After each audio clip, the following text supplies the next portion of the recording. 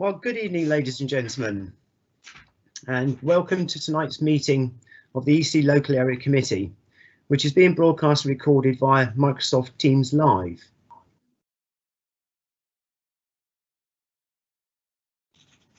My name is Councillor Paul Bicknell. I'm the chair of this committee and will be conducting the meeting tonight.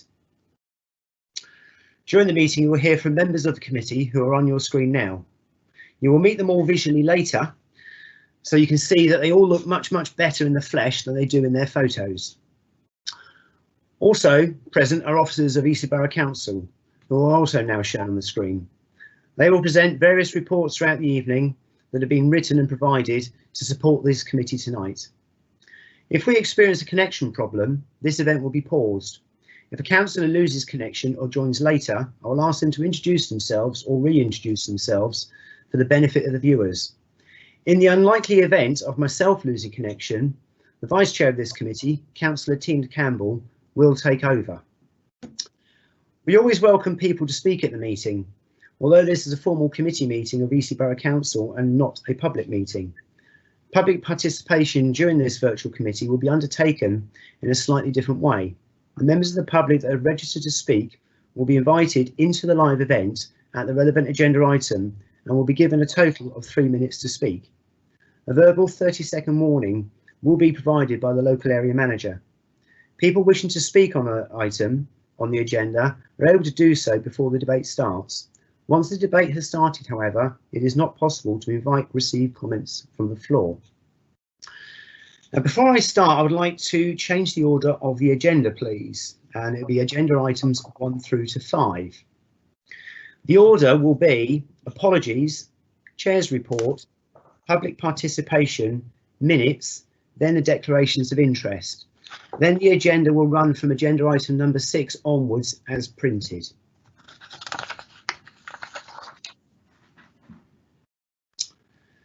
Right, moving on to agenda item number 2, the chair's report. Firstly, I would like to thank any members of the public that have tuned in to this meeting. This is the first virtual local area committee meeting and only the fourth live virtual event the council has broadcast, I believe. As such, we're all very much in a learning curve and adjusting to this new way of working. None of us are used to working on camera, and all of us are outside of our normal working practices. It is therefore possible that there may be some hiccups along the way, with things such as microphones not being turned on when they should be, etc. There may also be delays with screens changing to those members wishing to speak. Both members and staff will be doing their best. So please bear with us and be patient if there are a few hiccups. I would also like to just mention that it may appear both members and staff may not be looking at the main screen. This is for a number of reasons. We have our papers one side, another screen another side, and other bits of paper in front of us, and some of us don't have large desks, so we'll be potentially looking in all different directions. It's not a case that we're actually being rude.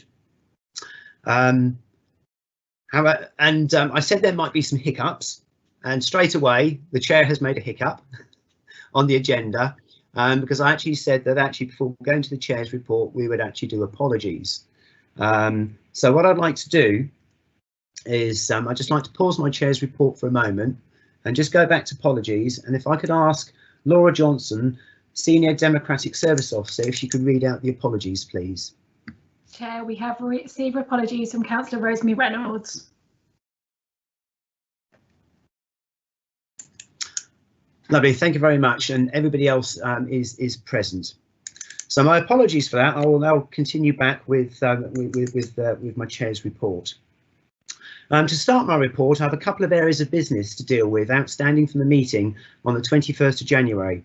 An update should have been given at our last meeting on the 17th of March, but this was cancelled due to coronavirus. The item relates to the recommendations made for agenda item number 10, which was the air quality update. And they were investigations to report back with a list of the status of all developer contributions relating to travel plans in the ELAC area by the next ELAC meeting, which should have been on the 17th of June 2020, and to ask the council to review its supplementary planning guidance and to note specifically in relation to increasing developers' contributions towards air quality. A list of all the developers' contributions attributed to air quality with expiry dates are provided at the next meeting of the Eastleigh Local Area Committee on March 17th, 2020. Well, I'd like to update members. Items 1 and 3 that I've just read out are actually included in the agenda of this meeting under agenda item number 11, appendix number 5. Regarding the second item, which was the review of the supplementary planning guidance, I received an answer from the planning policy team. Work is currently underway to map out the ongoing work streams for the joint Eastleigh-Southampton planning policy team, including the progression of the local plans for both councils. Within this context, the intention is to discuss the scope for the supplementary planning documents with the council's management liaison meeting. The request from the Eastleigh Local Area Committee for an air quality supplementary planning document will be fed into this process, and we will feed back in due course. The planning policy team is obviously extremely busy dealing with a local plan, so it isn't possible or practical at this moment to be able to give any timelines as to when the feedback will be given. Right, I did say earlier I would introduce you to the members present at this meeting this evening. So I'm going to start with South Ward, then Central Ward, and then Eastleigh North Ward in alphabetical order. So I am Paul Bicknell. As well as chairing this committee, I am also a councillor in Eastleigh South. So now I'm going to move over to Councillor Bourne to introduce himself. Hello, my name is Councillor Alex Bourne for the South Ward. And thank you, Alex. Now to Councillor Mann. My name is Darshan Mann, Councillor for Eastleigh South. Thank you, Councillor Mann. I'd also like to inform members of the public that might not be aware that actually Councillor Mann is also going to be the mayor for the rest of this year as well. So moving on into Central Ward, can I ask Councillor Campbell if she could introduce herself? Thank you, Chair. I'm Councillor Tina Campbell. I'm Vice Chair of this committee and I'm a councillor for Eastleigh Central. Thank you. Thank you. Councillor Doogie? Thank you, Chair. I'm Jeff Doogie. I'm councillor for Eastleigh Central. Thank you. And Councillor Irish? Thank you, Chair. Yes, Councillor Wayne Irish for Eastleigh Central. Thank you, Wayne. Moving on to Eastleigh North, Councillor Clark.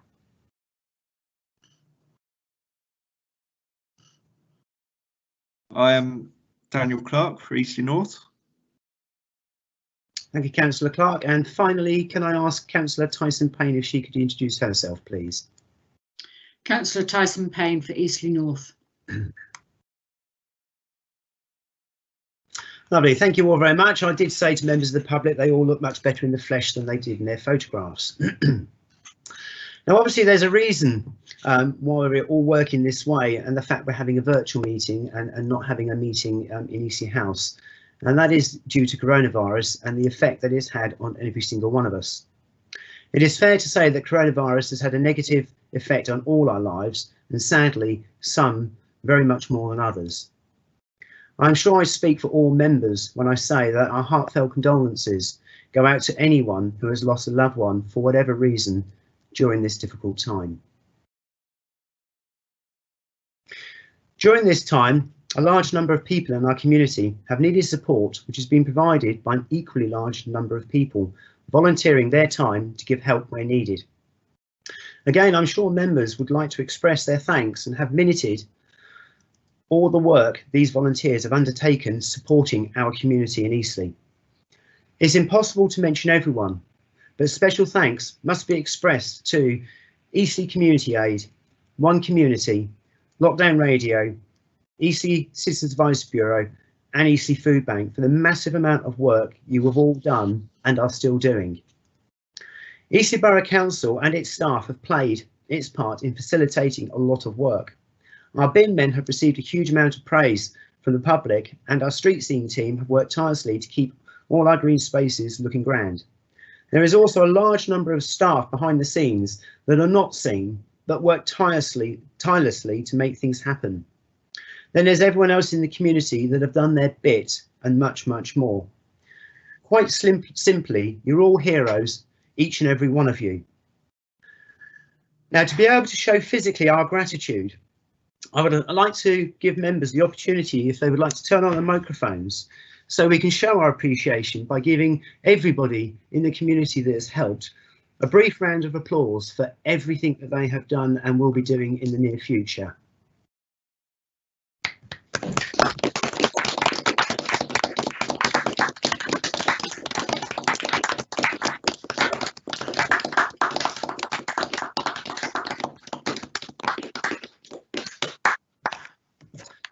Thank you all very much. Now, normally under Chair's report, there is no participation for members, but on this occasion, I know that there's a number of members that would like to actually comment about the coronavirus and the community's response to coronavirus. So I've got Councillor Tina Campbell and then Councillor Jefte who want to speak, and then once Councillor Jefte has finished, we will then continue on with the minutes. So Councillor Campbell, if you would like to make your comments, please. Thank you, Chair.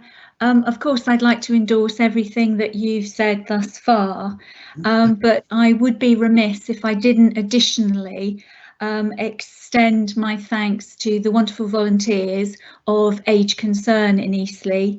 And despite the fact that many of them themselves are more mature residents, they have been working absolutely tirelessly and non-stop, collecting prescriptions for people and shopping, changing light bulbs, rescuing an older resident when he locked himself out of his house. Nothing has been too much trouble. And they've also been working really hard to build relationships and having volunteers who are regularly checking in on the same group of older residents, so that they actually form friendships. And those friendships will be still in existence long after this pandemic is over. They've also been thinking about people's mental well-being and have been distributing activity packs to those residents as well. So I really want to extend my sincere thanks to them. And then secondly, I have been contacted by a local resident, Mrs. Lewington, who members of this committee will know very well for her active participation in our debates on air quality. And she and her husband have been shielding for the past 12 weeks and will be continuing to do so until the end of this month. And she wanted me to express on her behalf her sincere gratitude to those community volunteers who have been supporting her and her husband. And she said their kindness and support is what has enabled them to get through what has been, you know, a very difficult period in their life. So on behalf of Mrs. Lewington, thank you very much. And thank you, Chair. Thank you, Councillor Campbell. If I can now ask Councillor Doogie if he could make his statement, please. Thank you. Thank you very much, Chair. I want to echo some of the words that the Chair and the Vice Chair have also said in response to coronavirus. And I think our staffs and volunteers have been very, very good, and they've done a wonderful job in not only keeping council services running through these testing times and also stressful times, but I think it's important that their work and their volunteering is recognised, and I hope that they're all proud of their work and they're proud of the work they've done so far in tackling and helping people through this tough period. I also sure that you're all aware that the world's been hurting recently, especially in the last 2 weeks, due to the way in which an inhuman act of systematic failures have led to the way to the death of George Floyd in the US. The way that person was killed, the way George Floyd was killed, was irresponsible. It was undignified. It was an undignified way for anybody to lose their lives. And he lost his life in the hands of someone that was due to protect them. And for a person of color, such as myself, Although I may not be physically or be facing physically racism every day, for me, that touched me because I feel as though I have to fight unconscious biases and prejudice in my life every day. And again, these are things no one, regardless of their skin or the color, should be subject to. And I'm sure, just as everyone else in Eastleigh, I'm sure everybody's guilty of it. And I think for me, I want everybody to not just judge everyone by the way they see them, or by the way they're skinned. But I think for me, this event marks a turning point. Again, is the case we stop with the norm and keep brushing things on the carpet and hope everything goes away, or do we just stand and take a stand against injustice and systematic racism? For me, as a person of color, I think now is the best time, and also the best time to take a stand and be part of the solution to stop these systematic biases and prejudice biases. And I think as an individual, we need to take a stance and look ourselves in the mirror and ask ourselves, what are those injustices that we're carrying in our lives? What are those prejudices we're carrying in our lives, and actually and question that. And I think for me, the fact that our leaders, both in the US and in the UK, the bigotry and the cowardice and the racism they're showing in the way they handle this issue has been vile. And I think we as local leaders need to take a stand and start and ask those questions and confront those questions head on.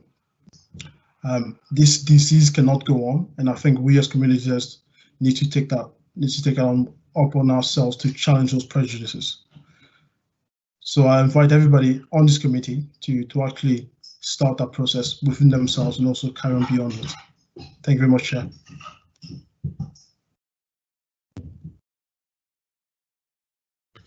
Thank you, Councillor Campbell and Councillor Doogie, for your comments, and especially thank you, Councillor Doogie, for your latter comments with reference to events that have happened, obviously, in the United States and around the world.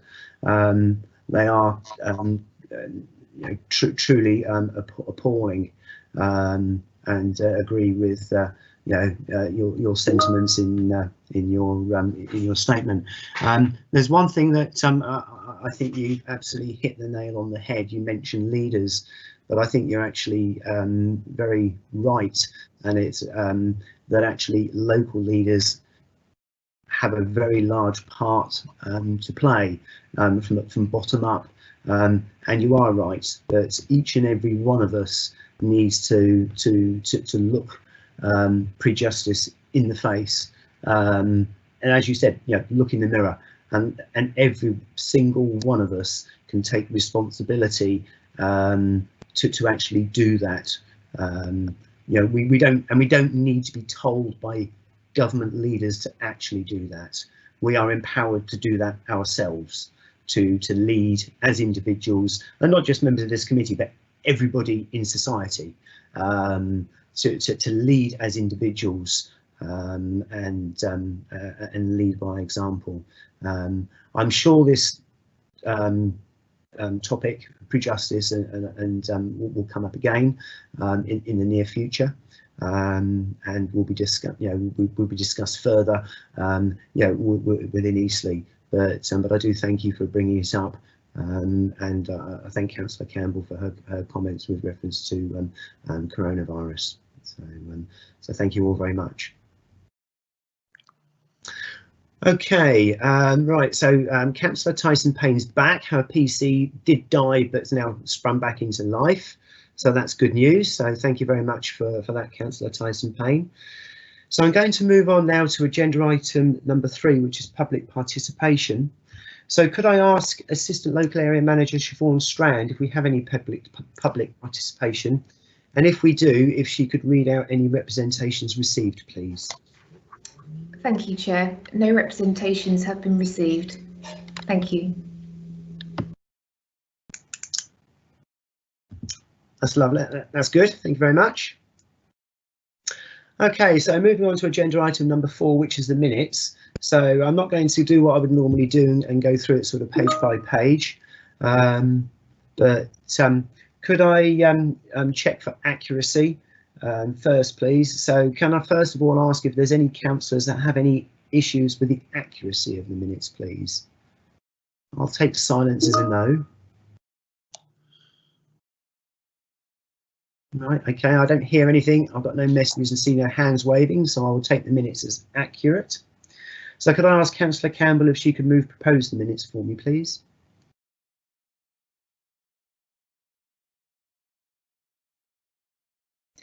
Thank you, Chair. I'm happy to move this minute as an accurate record.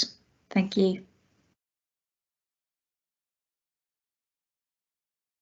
Thank you, Councillor Campbell. If I could have a seconder of the minutes, please, if someone just wants to wave a hand that I can see clearly. Thank you, Councillor Irish. Councillor Irish is second. So therefore, if we can ask for agreement of the minutes, if I don't, I'll take silence as total agreement of the minutes. Okay, so that's it, all the minutes agreed. Thank you very much. Okay, moving on to agenda item number 5, it's declarations of interest. So could I ask any members if they could let me know if they have any declarations of interest, please? Yes, Chair. Right, that's Councillor Irish. Could you let us know? Could you let me know what your declarations of interest are? I'm declaring a declaration of interest in agenda item 7, agenda item 8, and agenda item 13, recommendation 1. Thank you, Councillor Irish. Could you let us know what your declaration of interest is, please? It's a pecuniary interest because I'm a member of the local church council of the parish of North Stoneham, and it's all 3 things are directly affecting it. Thank you. I'm going to ask Helen Devereaux, who is a senior solicitor from Legal Services, to give the recommendations of actions needed by Councillor Irish. So, Helen. Hello, yes, I'm Helen Devereaux. Councillor Irish, just to advise you, as you'll probably already be aware, but just to confirm, we're asking you not to participate or vote in those items, so we're going to be asking you to turn off your camera and mute your microphone for those items. Will do, thank you. Okay, thank you very much for that, Helen. And what I will do, Councillor Irish, is when we actually get to those agenda items, I will remind you to turn off your camera and your microphone at the time. Okay. And Councillor Irish, if you could mute your microphone now as well, please. Thank you. Okay, so agenda item number 6 is a presentation on planning guidelines. This is a recording that's going to be played by Emily Halbrook, the Senior Development Manager. This presentation of planning guidelines is actually relevant for agenda item 7, 8 and 9. So therefore at this stage, Councillor Irish, it is relevant that you do stay in the meeting. So thank you very much, Emily. In this short presentation, I would like to briefly run through some key points in relation to the planning process to assist councillors in determining the planning applications on the agenda tonight.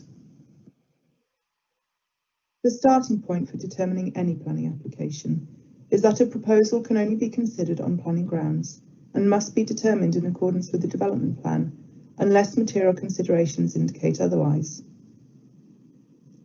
At present, the development plan for Eastleigh Borough Council comprises the saved policies of the 2001 to 2011 adopted local plan and, where applicable, the Hampshire Minerals and Waste Plan.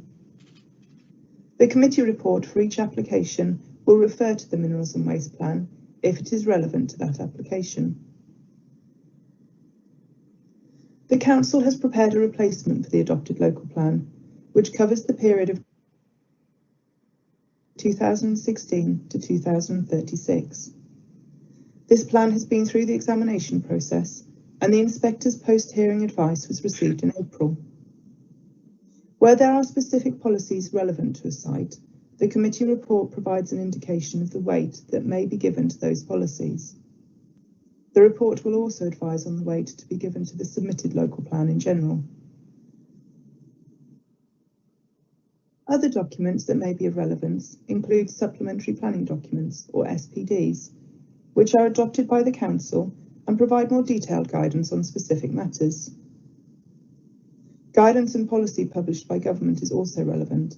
In particular, the National Planning Policy Framework, or the NPPF, is a significant material planning consideration. The NPPF sets out key planning requirements, seeking to ensure that planning decisions deliver sustainable development. The guidance recognises that there are different components to sustainability which interlink. For applications proposing larger scale development, the committee report will cover each of these three strands separately. Other material considerations that may be relevant to an application can include, for example, the planning history, both on a site or nearby, appeal decisions made by the Planning Inspectorate, and case law where decisions have been taken through the courts. Site-specific matters such as residential amenity, infrastructure and ecology are also significant considerations. There are some matters that are frequently raised that cannot be considered within the planning process.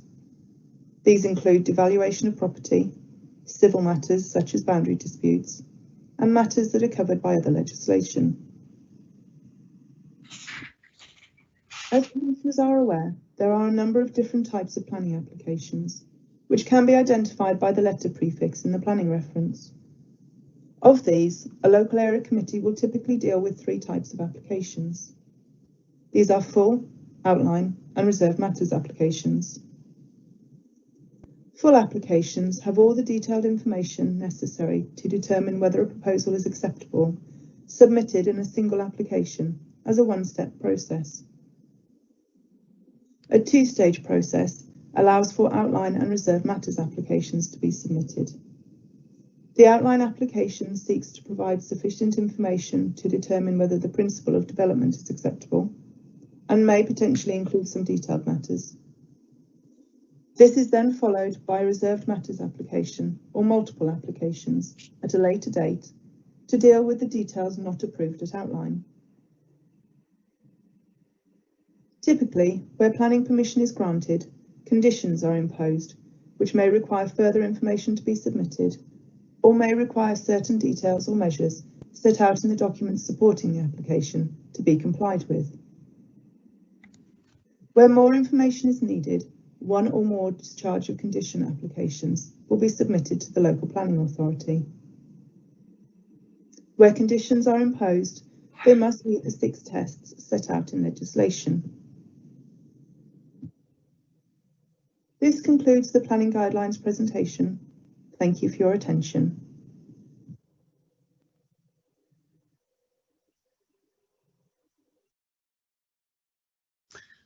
Lovely, thank you very much, Emily. So, Councillor Irish, if I can ask you if you can mute your microphone and turn off your camera, but please can you stay within earshot of your screen so that you can hear when we have concluded agenda item number 8, so you can rejoin the committee for agenda item number 9, please. And I can confirm that Councillor Irish has turned off his camera and muted his microphone. Right, so we're going to move on to agenda item number 7, which is the planning application for land south of Chestnut Avenue at North Stoneham Park. And this is going to be presented by our senior principal planning officer, Dawn Errington. Dawn is actually, or Emily again, on behalf of Dawn, is going to be sharing a pre-recorded presentation. But before we start that pre-recorded presentation, I just need to make members aware, for transparency and nothing else, that Eastleigh Borough Council are looking to purchase 42 of the 65 dwellings that are within the planning application for agenda item number 7. As I say, this is purely for transparency, and in no way does it affect the planning determination process at all. It's just that I have been advised by the legal department at Eastleigh Borough Council to make this statement on the basis of transparency. So I'm just going to ask Helen if I've got that right before I move on, and I can see her nodding. So therefore I can now, if Emily would like to start the screen share for the presentation, please.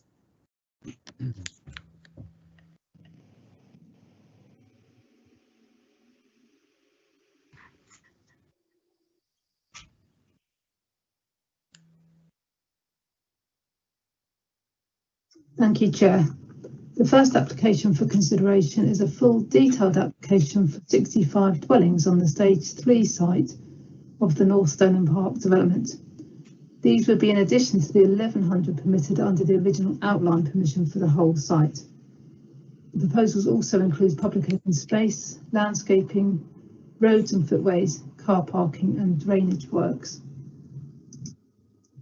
The site is located to the southwest of the North Stoneham Park site, north and east of woodland, which is identified as a site of importance for nature conservation and currently consists of former grazing land and an unused clearing amongst trees. This slide shows the different stages of the North Stoneham Park development, with Stage 1 completed and Stage 2 underway, but the approved development north of the application site has not yet been built. Overall, over 400 dwellings are now occupied. Stages 3 and 4 are additional phases, albeit within the original outline approved site, which have come about as a result of the 1,100 house limit on the original permission having been met with surplus land available. This primarily was because the final scheme for the development had more smaller houses than large detached plots.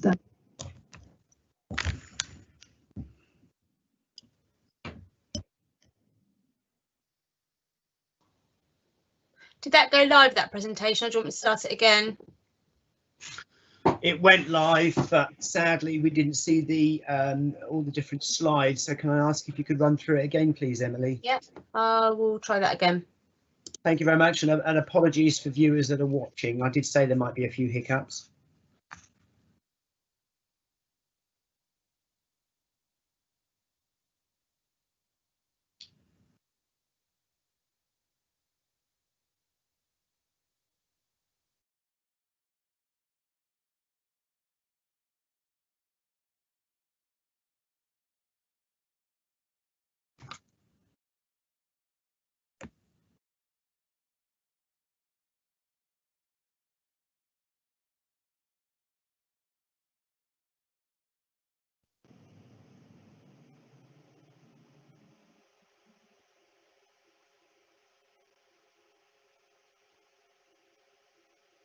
Thank you, Chair. The first application for consideration is a full detailed application for 65 dwellings on the Stage 3 site of the North Stoneham Park development. These would be in addition to the 1,100 permitted under the original outline permission for the whole site. The proposals also include public open space, landscaping, roads and footways, car parking and drainage works. The site is located to the southwest of the North Stoneham Park site, north and east of woodland, which is identified as a site of importance for nature conservation and currently consists of former grazing land and an unused clearing amongst trees. This slide shows the different stages of the North Stoneham Park development, with Stage 1 completed and Stage 2 underway, but the approved development north of the application site has not yet been built. Overall, over 400 dwellings are now occupied. Stages 3 and 4 are additional phases, albeit within the original outline approved site, which have come about as a result of the 1,100 house limit on the original permission having been met with surplus land available. This primarily was because the final scheme for the development had more smaller houses than large detached plots than originally envisaged.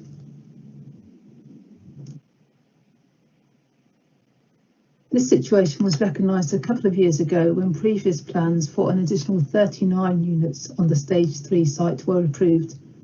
However, at that time it was still thought that a number of detached units within the triangle enclosed by trees would be feasible, and the 2018 permission provides for the 34 smaller units on the northern part of the site, very similar to the stage 2 designs adjacent, and 5 detached units in large plots in this triangular part of the site. A further review of the site brings about this application, which is now for 65 units, comprising 38 2- and 3-bedroom dwellings in the northern part, and now 3 blocks of 9 number 3-storey flats in the southern triangular area. The provisions for the 2 vehicular access to the site, adopted public open space, including extension to the stage 2 area, footpaths including access to home wood, and buffers for the woodland sink remain as previously approved. Looking at the site layout in more detail, the 38 houses each have 2 allocated parking spaces and appropriately sized rear gardens. The flats are set around a central landscaped amenity space with their car parking at the site edges. The parking is a combination of allocated and unallocated spaces and has been increased to 45 spaces to meet our standards. All unallocated parking must be retained as such, and conditions can be enforced if this does not happen. As envisaged under the original outline permission, non-private areas of open space, footpaths and woodland would be adopted by the council and form part of a wider network of green infrastructure for the estate. This is shown hatched on the plan on screen. The requisite 35% affordable housing is proposed, with the mix between rental and shared ownership in accordance with council policy. Moving on to the proposed elevations, the original outline scheme established character areas across the whole development to give variety and quality in the designs. The flats and dwellings fall within the woodland edge character area, and the previously approved palette of rustic materials has been applied to give this part of the site a clear character. The introduction of different materials to the smaller units is important to provide the variety and street scene needed and avoid monotony in the different stages of the development. The landscape-led approach to the North Stoneham Park development, with the retention of the vast majority of trees and hedges and extensive new planting, is followed right through into stage 3, with final planting details to be agreed by condition. In terms of updates to the written report, we have received further amended plans increasing parking since the report was published, and I can now confirm that there are 134 spaces proposed across the site. The full written report covers all material considerations, as well as providing the local planning authority's assessment under the environmental impact regulations. To summarise key points, the site is a committed development site, and this outweighs arguments against it in relation to policies in the 2001 to 2011 adopted plan. The increase in units and more efficient use of land is supported by government policy in principle, and the higher density results in a different design for parts of the site, but not overdevelopment.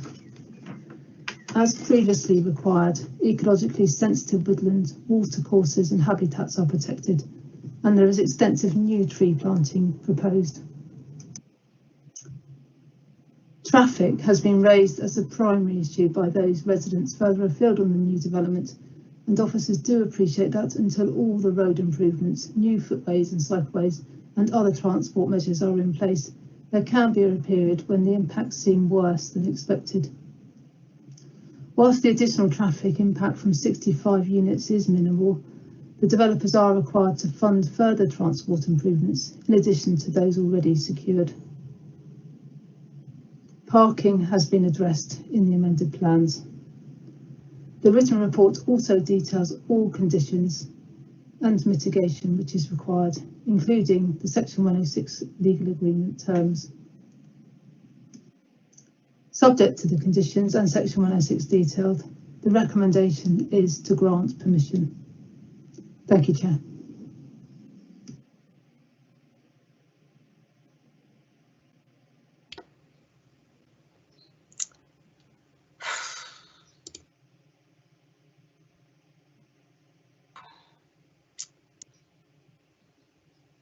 if you agree, Chair, I might just play the last few slides. I think the audience feedback I've got is the last few slides were missed. Yes, Emily, that would be helpful. We did seem to get stuck on one particular slide. So if you want to put those slides up, that would be appreciated so members have all the information. Thank you.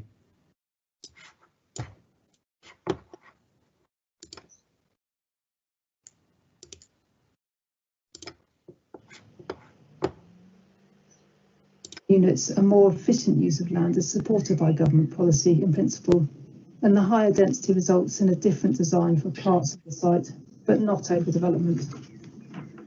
As previously required, ecologically sensitive woodlands, watercourses and habitats are protected, and there is extensive new tree planting proposed. Traffic has been raised as the primary issue by those residents further afield on the new development, and officers do appreciate that until all the road improvements, new footways and cycleways and other transport measures are in place, there can be a period when the impacts seem worse than expected. Whilst the additional traffic impact from 65 units is minimal, the developers are required to fund further transport improvements in addition to those already secured. Parking has been addressed in the amended plans. The written report also details all conditions and mitigation which is required, including the Section 106 legal agreement terms. Subject to the conditions and Section 106 detailed, the recommendation is to grant permission. Thank you, Chair.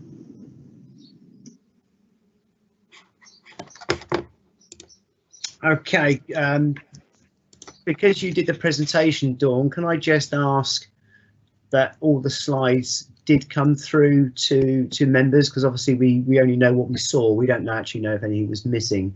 So if you could just confirm we saw everything, that would reassure councillors, please. Yes, Dawn Errington, Planning Officer. Yes, you did see them all eventually. Yes, thank you. Okay. Well, thank you for putting together that pre-recording, Dawn, and apologies to members of the public and councillors for the presentation. This is, as I said earlier, the first local area committee that we've done live. And this is the first planning application that we've done live on Teams. You know, it is a learning curve, and I did say there might be some hiccups along the way, but thank you for Dawn for putting that presentation together, and thank you for Emily for persevering and showing us and members of the public the relevant information. So what I need to do now is I need to check if there's any members of the public that are registered to speak on the item. So firstly, I'd like to ask Siobhan Strand if she has any to read out any objections, please. Thank you, Chair. No representations have been received. Thank you. Okay, lovely. Thank you, Siobhan. I am aware that there is one member of the public that wishes to speak, and this is a Mr. John Bray from the Highwood Group, is speaking in favour of the development. So I'm hoping that as I'm speaking, John has sort of heard his name and is priming himself with his camera and his microphone ready to address us live. I'm also going to, John, just to let you know that you have a maximum of 3 minutes to speak, and if the local area manager, Guy Ruddock, could prepare his stopwatch to time that 3 minutes, and Guy will, depending on how long your presentation is, John, Guy will give you a sort of a 2 minute or 2.5 minute warning to let you know you've only got 30 seconds or a minute left. So hopefully Guy's primed, so I'll ask Laura if she could pass the camera over to John so he can make his representation to us, please. Thank you. Thank you, Chair. My name's John Bray. I'm Planning Manager at Highwood, applicants for the application and developers of the North Stoneham Park community. I would like to endorse the conclusions of Miss Errington in her presentation. Highwood have been working with your officers for several months on the detailed design and layout of the scheme, which will bring significant benefits to the borough and its residents. The scheme will provide for a mix of 65 much needed affordable and private rented dwellings, 29 more than previously approved, with 9 additional affordable, but in a manner that will be sympathetic to and continue the high quality of design, landscaping, build and delivery that has been a feature of the North Stoneham Park community to date. We've been sure to be respectful of important ecological buffers, and at the suggestion of your urban design officer, the scheme was amended significantly from that originally submitted and has resulted in, I admit, a much improved green courtyard appearance for the part of the site that will accommodate the apartments. Car parking is a sensitive issue, and we've been mindful of the pressures that exist in this part of the borough, as we have heard at previous local area committees, and so parking is provided in accordance with the council's adopted standards. Following liaison with officers, further additional parking spaces have been provided to serve the private apartments. The increase in unit numbers falls comfortably within the design parameters of the wider North Stoneham Park highway network, and we've received no objection from the Highway Authority. Working with officers, we've got to this position and have no outstanding objections from consultees, and we welcome the officer recommendation to permit. And so I hope members will be able to support the application this evening and allow us to continue the positive placemaking and prompt delivery of new homes at North Stoneham Park. If there are any questions, I'm happy to remain online and answer. Thank you. Thank you, John, for that. OK, so moving on now, it's time for councillors and members to ask a question. So if you could start letting me know if you'd like to ask questions. I have Councillor Tyson Payne who'd like to ask a question. What I would suggest, Councillor Tyson Payne, is if you actually ask all your questions, just keep going and asking them, and then Dawn Errington can then answer them once you've actually finished, and I think that might be the easiest way to do it. And then after Councillor Tyson Payne, it'll be Councillor Bourne. So Councillor Tyson Payne.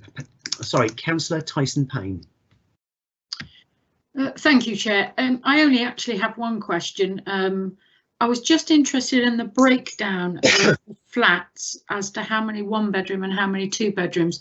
The reason for this question being, as we have moved into an unusual living arrangements during the crisis, I worry about 2-bedroom flats with children living in. So I'd just like to know what the breakdown is of 2 to 1-bedroom flats. Many thanks.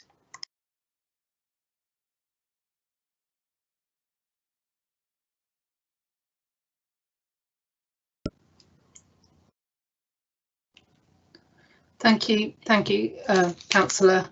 Yes, the breakdown of flats in the 3-storey blocks of 1 and 2-bedroom flats are there are 9 1-bedroom flats, and the remainder are 2-bedroom flats. Thank you. Lovely. OK, thank you very much. Right, to give Laura a little bit of time, can we now go to Councillor Bourne for the next questions, please? Thank you, Chair. The report mentions electric vehicle charging places. I've just wondered what we're looking at there in terms of numbers compared to the number of properties, and whether these will be in parking spaces or attached to buildings. The report also mentions 11 trees to be removed, and it talks about mitigation, but can we confirm what the mitigation is on those 11 trees? And then finally, the main road through the development, I think it's Highwood Avenue. When is that due to be a through road? Because at the moment it's still not, and I think it's important that that becomes a through road to relieve any congestion before the building starts. Thank you.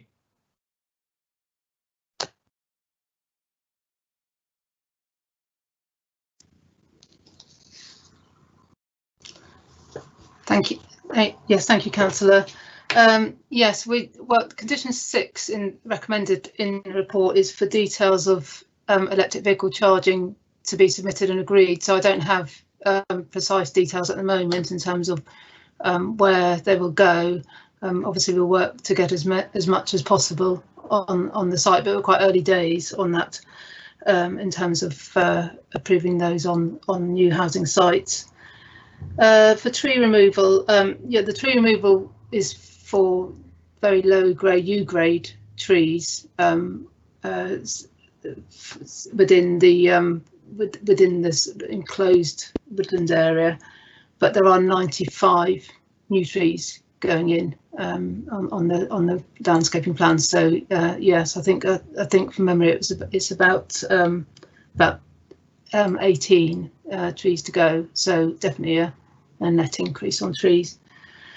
In terms of Highwood Avenue opening, I don't have a date. Maybe John Bray might be able to help, but I know it's next year. So, and that was confirmed even before the current situation we're in.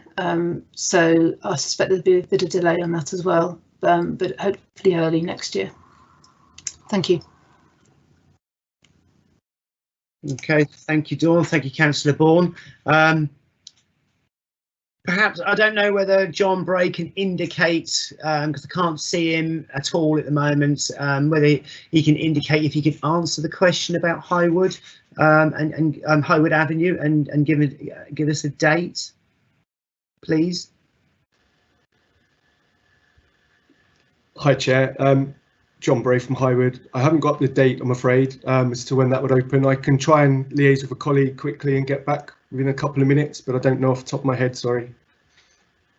Thank you very much, John. If you can, that would be really useful. But if you can't, then perhaps you could email us at a later date to inform us. But if you can, that'd be excellent. Right, I've got Councillor Campbell who would like to ask some questions next, please. Thank you, Chair. It's just the one for now. Obviously, this is a lovely sort of woodland setting, and I was just wondering about, obviously from a resident's perspective, particularly at night, lighting would be an important safety factor. And I was just wondering how that would impact on, or whether it would have an impact that we should be concerned about wildlife, you know, bats and things like that, that might be within the woodland setting. Thank you, Chair.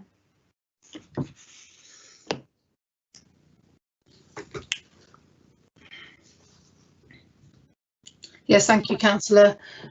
Yes, actually, this was a matter that was looked into in some detail because our ecologist raised it as a potential issue, and the lighting scheme was changed to ensure that the lighting at the edges, which are, as you say, sensitive in relation to the woodlands next door, so that the plans were changed to ensure that the lighting didn't exceed 1 lux, which is a very low lighting level, and which means that particularly bats can forage and use their corridors, dark corridors, without being impacted. So yes, we're happy that that detail is now okay and it's covered by condition.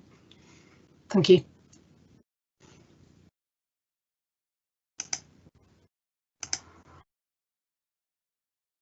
Okay, thank you, Councillor Campbell. Thank you, Dawn. I haven't had anybody else that actually has indicated they want to ask any questions at the moment. I've got a couple of questions myself, so if anybody does have any questions whilst I'm speaking, if you could make that be known. If not, once I finish, then we'll be moving on with the debate. So I note that on page 21 and paragraph 14 that both allocated and unallocated car parking is provided to EBC standards except for the 6 one-bed flats. But obviously that has now been amended, that I see in the amendments, so that we now do actually meet Eastleigh Borough Council standards on parking at 134 spaces. Can I just ask, how has that been achieved? And also there's been indication that the mix of allocated and unallocated parking on the estate is being changed by the by housing providers. I didn't think that this was allowed. So I wonder if you could confirm if this is allowed, and if it's not, what measures are actually in place to actually be stopping this, because we don't want some parking issues on this estate if we can possibly help it, especially through allocated stroke unallocated being swapped and moved around.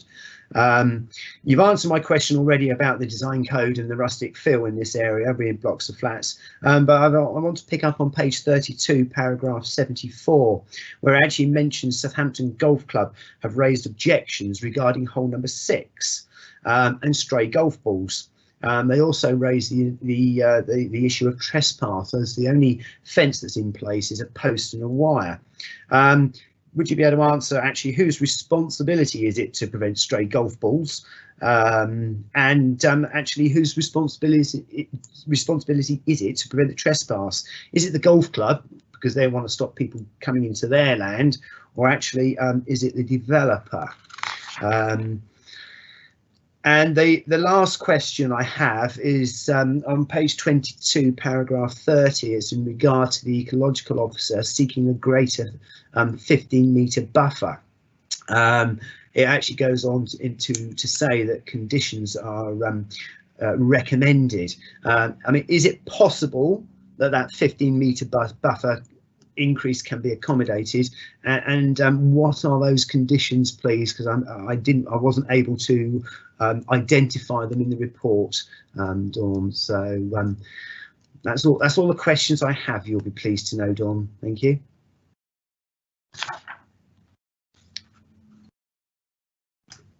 I thought you'd done a runner. Can you hear it? Yeah, right. I'm just waiting for my red box. Yes, thank you, Chair.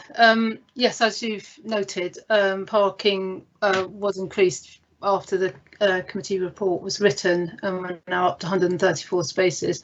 Within the flats area, it's been achieved by providing tandem parking, so one space behind another for the some of the two-bedroom flats. So that works on private drives, and it can work for flats as well. So that was the best solution towards that, appropriate one. Yeah, in terms of unallocated parking on the estate, it's something that is not unusual to housing developments. Unallocated parking is often chosen by developers because there's a lower standard for it. Less parking needs to be provided because it's shared rather than allocated. It's more efficient use of parking spaces. We have been aware that that housing associations in particular like to allocate spaces to their tenants, even if they're unallocated on the planning permission. Being aware of that for the last few years, we have put conditions on our planning permissions to specify that they must remain unallocated, not be sold, leased, any other way allocated. And we have that condition recommended here. We also do write it into Section 106 agreement as well, sometimes belt and braces. And then if that is breached and we're made aware of it, because clearly we have to be told that that's happening, and that usually arises from a complaint from residents, then it's an enforcement matter for our for enforcing the conditions. So we are looking into that on a number of estates, including this one. It's not that our parking standards allow that, so it's not that you can't have an unallocated parking. It's just that it has to, it has to be followed through.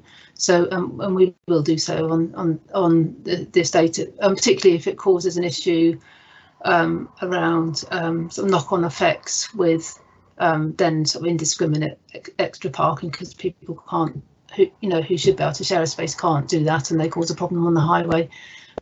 So yes, certainly that is a matter that our enforcement team will look into if needed. You mentioned the golf club.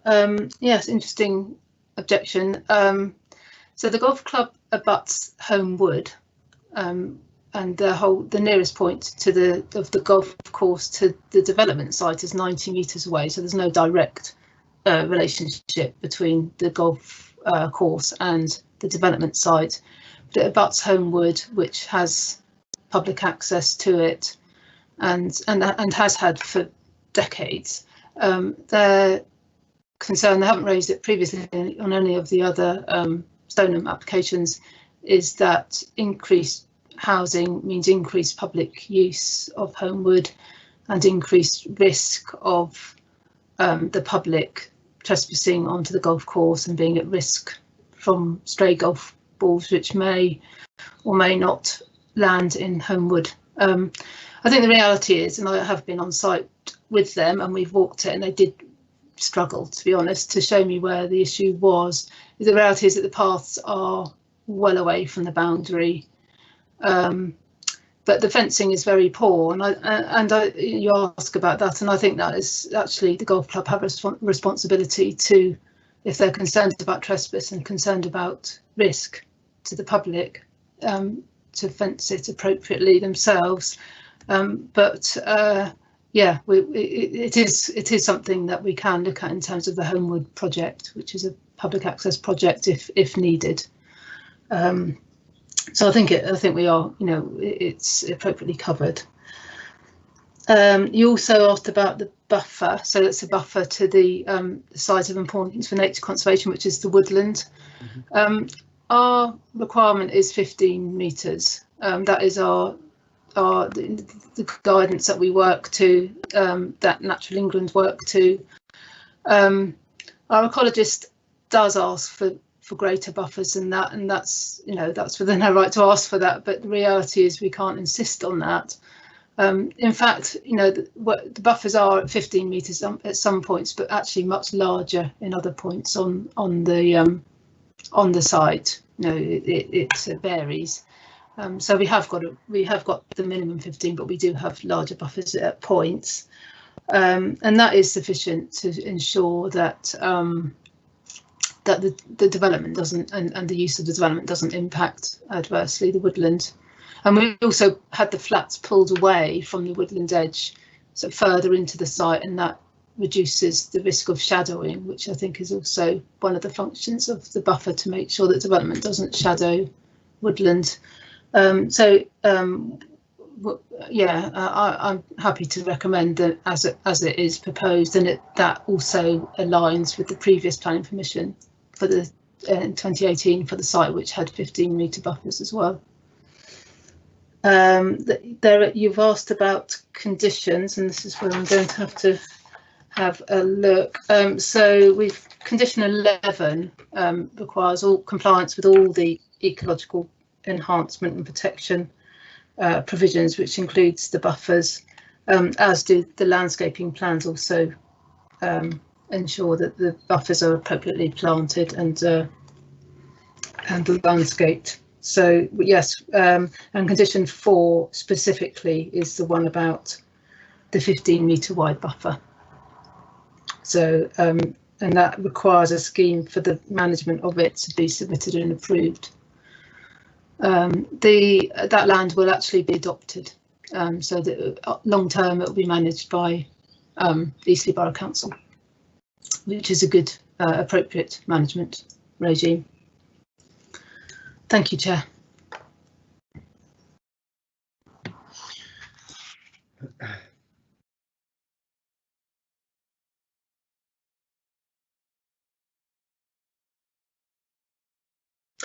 Sorry, thank you, Dawn, for the answer to that. Right, I've got a question for Councillor Doogie. Obviously, I'm aware that you were out for a couple of minutes where you lost signal, so I just need to identify where that was, please, what you missed, so that we can actually potentially recap. So if you could let me know, please, Councillor Doogie, that'd be quite handy. It'd also help the legal team that are actually looking to advise me as to what action needs to be taken. So if you can just let us know, please, Councillor Doogie, that'd be appreciated.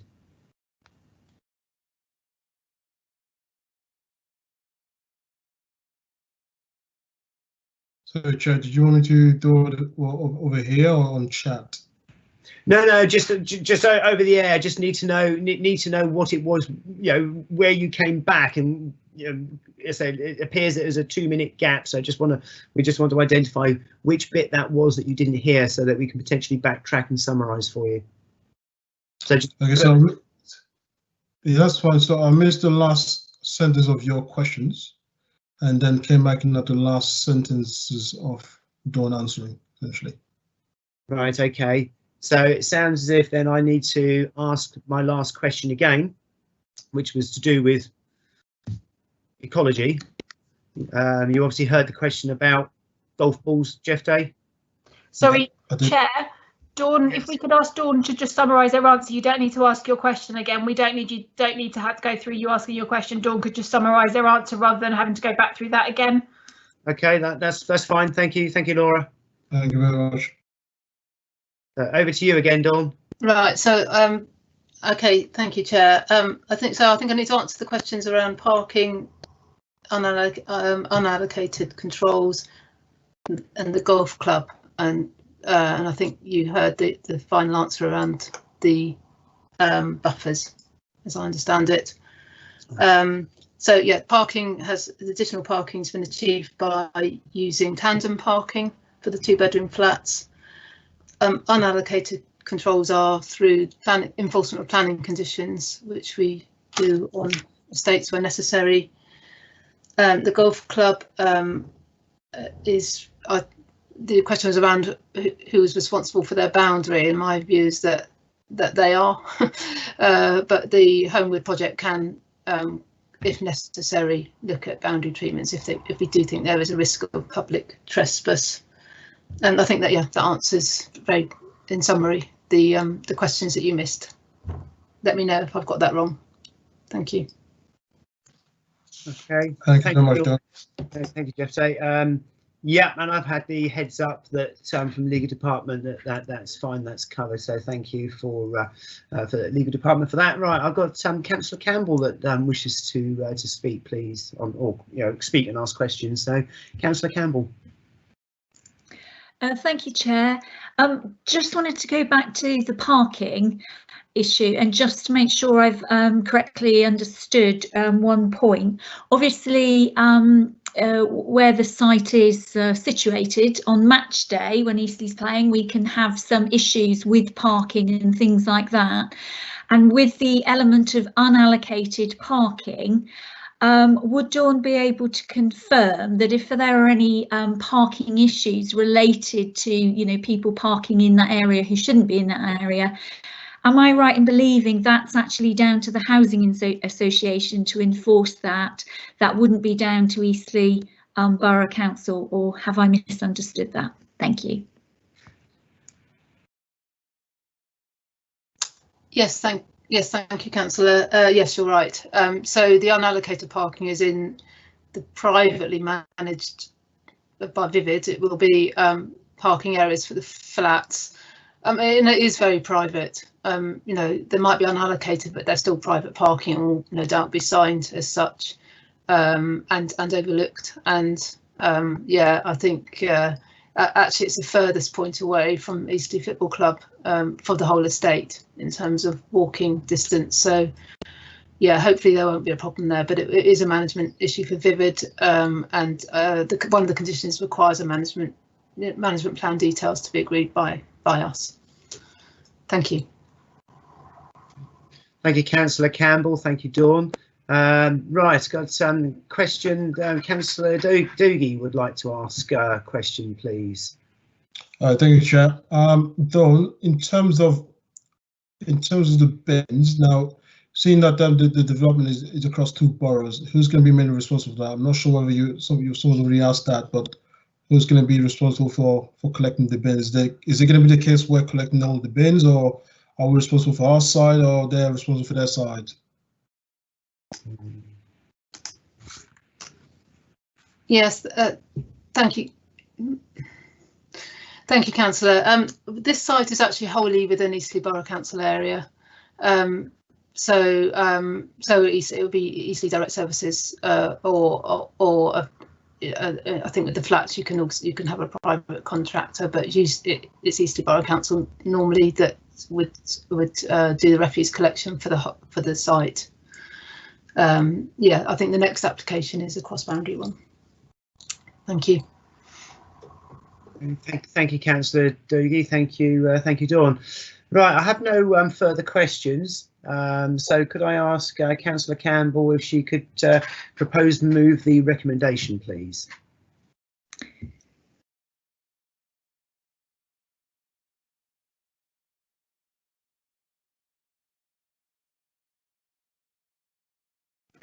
Thank you, Chair. So, as we've heard, this proposal is for the erection of 65 dwellings. The recommendation is to permit, subject to completion of a Section 106 agreement for terms identified in the report, and secondly, the following or conditions and reasons. And those full lists of conditions and reasons, if you would like to see them, you can see those on Eastleigh Borough Council's website under their planning application. Thank you, Chair. Thank you, Councillor Campbell. Could I ask for a seconder? If somebody would like to second it by show of hands. Thank you, Councillor Tyson Payne. Seconded the motion and the recommendation. So now, councillors, it is open for debate. So who would like to speak first? Don't all shout at once. Okay, I'll let you think about it. There's a couple of things I'd like to say about it. I mean, I actually think that this development, or this part of the development, is a good development, and it accords to the National Planning Policy Framework and on all the policies. Obviously, myself, Councillor Mann, know quite a bit about this site because we were on the committee that actually granted the outline planning application. I like the way that it's actually been blended into the surroundings, and as Councillor Bourne and Councillor Mann know, that the parts of the estate there are at the moment, it is very unique, has very unique character areas that are very sympathetic to the historical nature of this site. Again, this development helps provide further public access into Homewood, which at the moment the public do not have access into Homewood.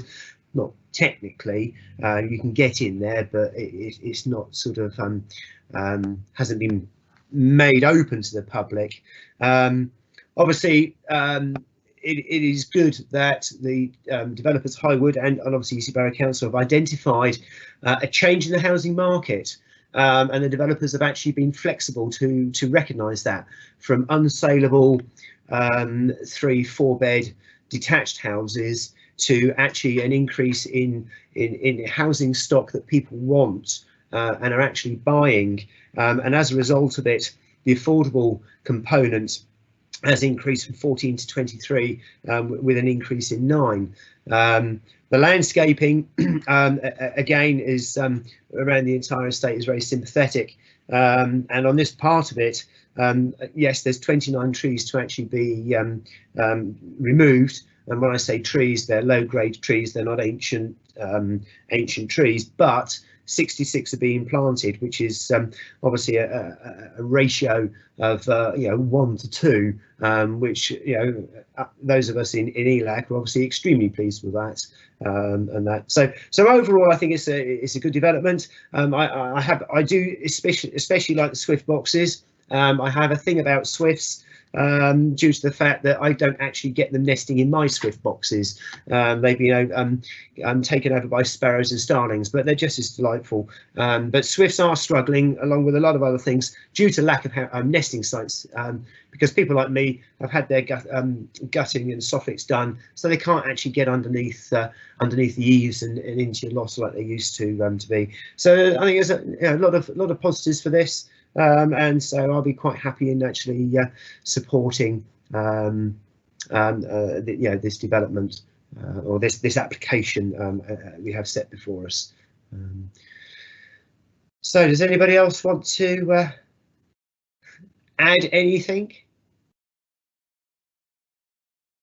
No? Okay. In which case then we need to move on to a vote. So I'm going to ask Laura Johnson to do a roll call of councillors in alphabetical order, please. You're muted, Laura.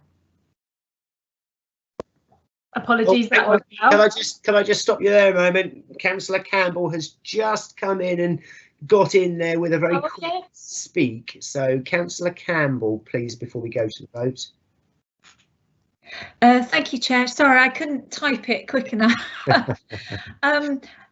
Sorry, I just wanted to draw particular attention to the affordable housing side of things. I know that you have mentioned it, but it's something that is of particular concern to me, and I really appreciate the really good mix of housing that we've got here. And all in all, I think it's a really wonderful community that we're creating. We talk a lot about creating great places to live in Eastleigh, and I think this is a really good example of how to do it. And it's really sympathetic as well to the environment, which is obviously absolutely beautiful countryside around there, and I think it's high quality design, but it's also doing what we need it to do for those people and really creating a mixed sort of community. So I just wanted to particularly emphasise those aspects. Thank you.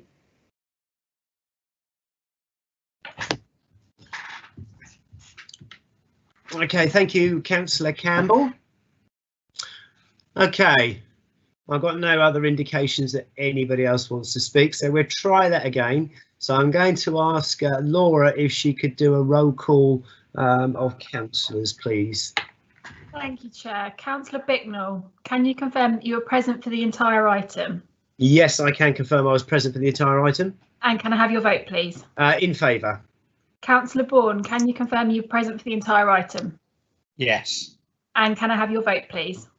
Agree. Councillor Campbell, can you confirm you were present for the entire item? Yes, I was. And can I have your vote, please? Agree. Councillor Clark, can you confirm you were present for the entire item? Yes. And can I have your vote, please? Agree. Thank you. Councillor Doogie, can you confirm you were present for the entire item? Yes. Thank you. And can I have your vote, please? In favour. Councillor Irish has been muted and his camera off throughout in light of his pecuniary interest. Councillor Mann, please can you confirm that you were present for the entire item? Yes. And can I have your vote, please? Agree with it. And Councillor Reynolds has given her apologies. Councillor Tyson Payne, please can you confirm that you were present for the entire item? I was. Thank you. And can I have your vote, please? Agree. Of those councillors able to vote, Chair, that was unanimous. Thank you, Laura. Thank you very much, councillors. Excuse me. Right, okay, moving on to agenda item number 8. This is a planning application at Stoneham Park on land at Park Farm. So I think we're going to go with this the same way as previously. So Emily is going to show us a pre-recorded presentation on behalf of Dawn Errington, and I'm sure that Emily is loading that up as I speak ready. She is, Chair. Just ahead of that, can I ask all councillors to try and avoid what happened with the last presentation where we had it stuttering and the slides not moving forward? It's because it is a really large presentation. Can we ask all councillors turn their cameras off to try and save some bandwidth, please? Okay. Thank you very much. Okay, I'm just going to press play. There's no audio. Please do let me know because it's giving me a bit of a signal here. Just bear with me.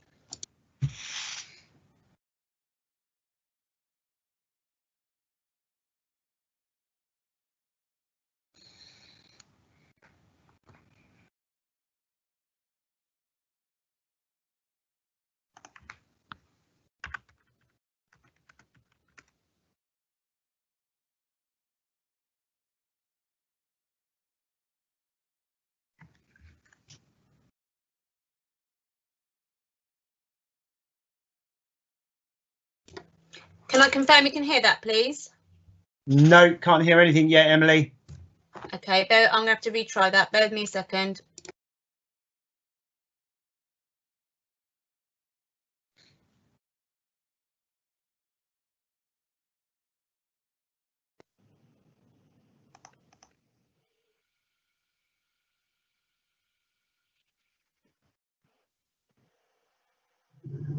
This is the second CC.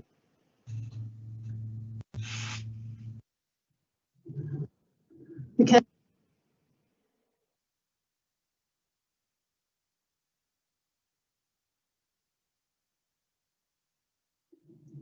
This application for consideration is a full detailed application for the creation of a continuing care retirement community, a CCRC, which falls under use class C2 of the use classes order. Development comprises new buildings, the conversion of the existing coach house and granary on the site, new road accesses, car parking, footpaths and landscaping and drainage work. Can I confirm that was heard? Yes, it was, Emily. Awesome.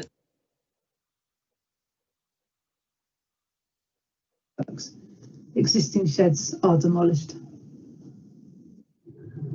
This is the second CCRC proposed within the borough, the first being at Bishopstoke Park, Care Village at the Mount site, Bishopstoke. The scheme is for a comprehensive village of accommodation and facilities for the over 65s, including health and leisure facilities and a restaurant, which would be open to non-residents. There is village transport available, and residents will be required to have a care and support package, which can range from quite basic assistance with property maintenance up to full and complex care support. This is reflected in the range of accommodation, which includes flats where residents can live quite independently to care bedrooms, including dementia care.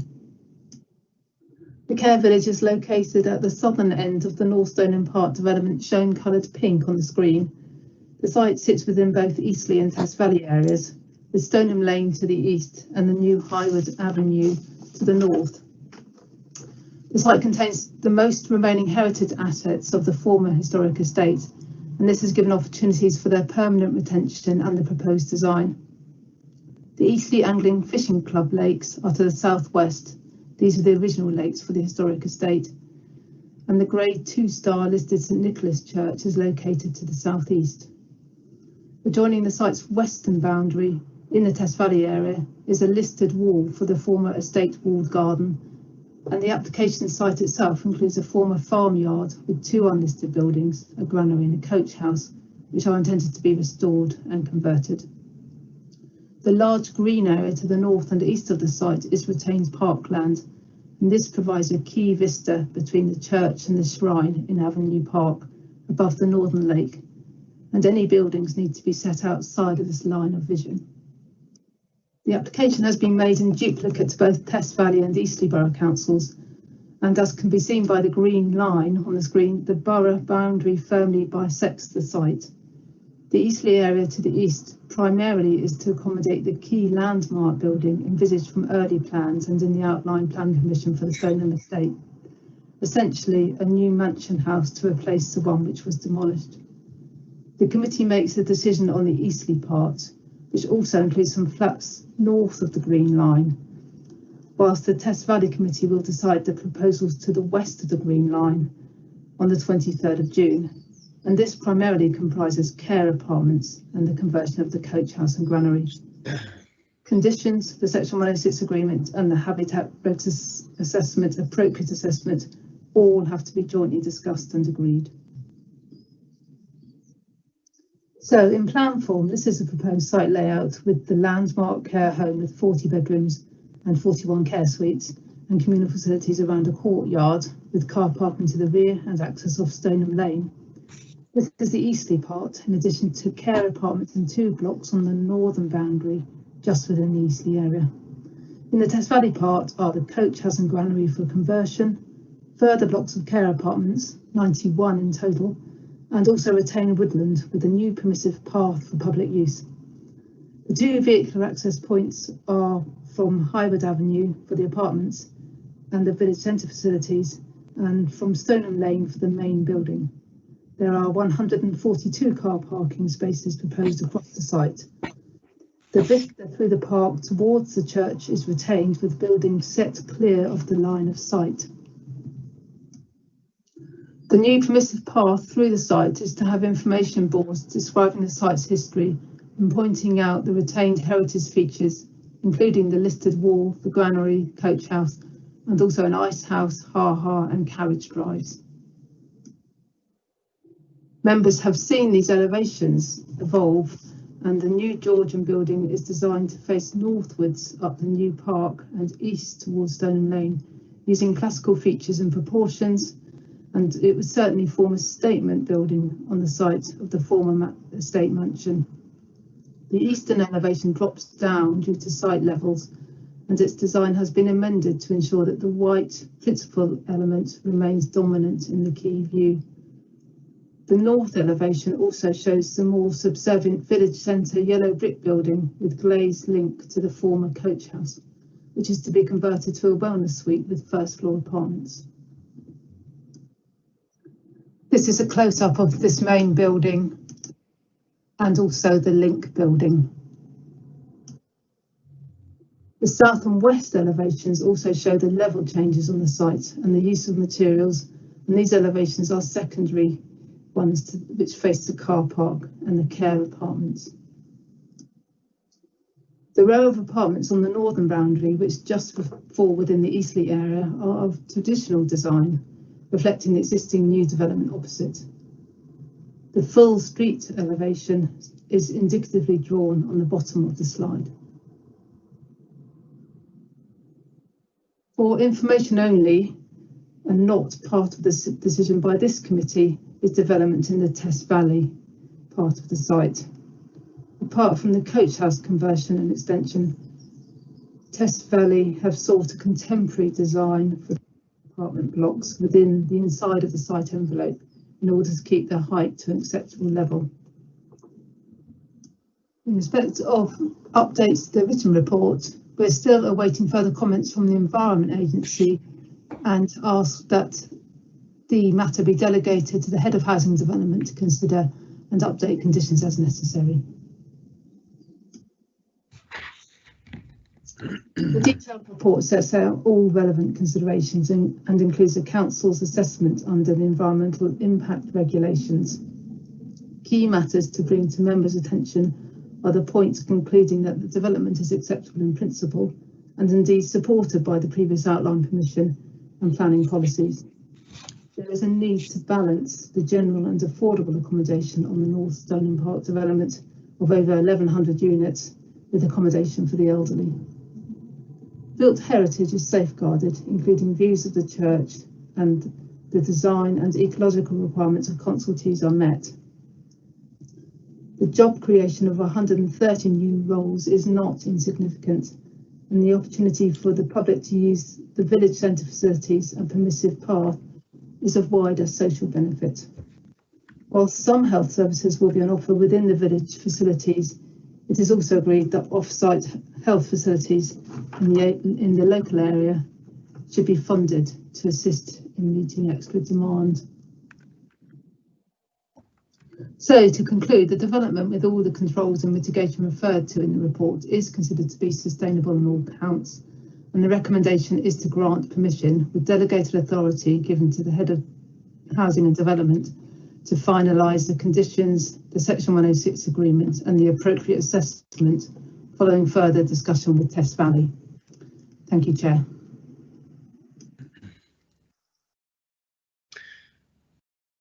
Thank you, Dawn, for doing that pre-recorded presentation, and thank you, Emily, for playing it for us. Right, I'm going to ask Siobhan Strand if we have any members of the public that are registered to speak on this item in objection. Thank you, Chair. I have a representation received by Eastleigh and District Angling Club, which I'll now read. Eastleigh and District Angling Club is based in Eastleigh and has over 1,250 members from the South Hampshire area. The Angling Club owns the Stone Lake site immediately to the south of the proposed development. The club objected to the initial proposal dated the 21st of November 2019 and do not believe that the revised proposals have addressed our concerns regarding the increased risk and potential financial burden associated with flooding of part of the development. Park Pond, which is to the west and upstream of the proposed development, has been designated as Class B high-risk reservoir under Section 10 of 1975 Reservoirs Act.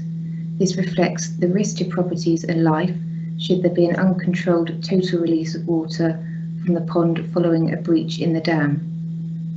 Eastleigh and District Angling Club are responsible for the maintenance of the dam as directed during twice yearly inspections by a qualified engineer.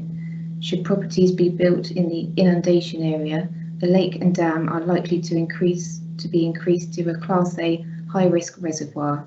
This is likely to result in an increase in maintenance requirements and inspection frequency. From the developer's flood risk assessment documents, most of the buildings appear to be above the 18-metre Ordnance Datum OD level, whereas the peak reservoir flooding level from Environment Agency maps appears to be 14.5 metres OD. However, one corner of the Village Care Centre building appears to be right on the edge of the inundation area, which was considered inappropriate by Alistair Older, the supervising engineer of Stillwater Associates Limited, who oversees the inspection and maintenance of the dam for the Park Pond.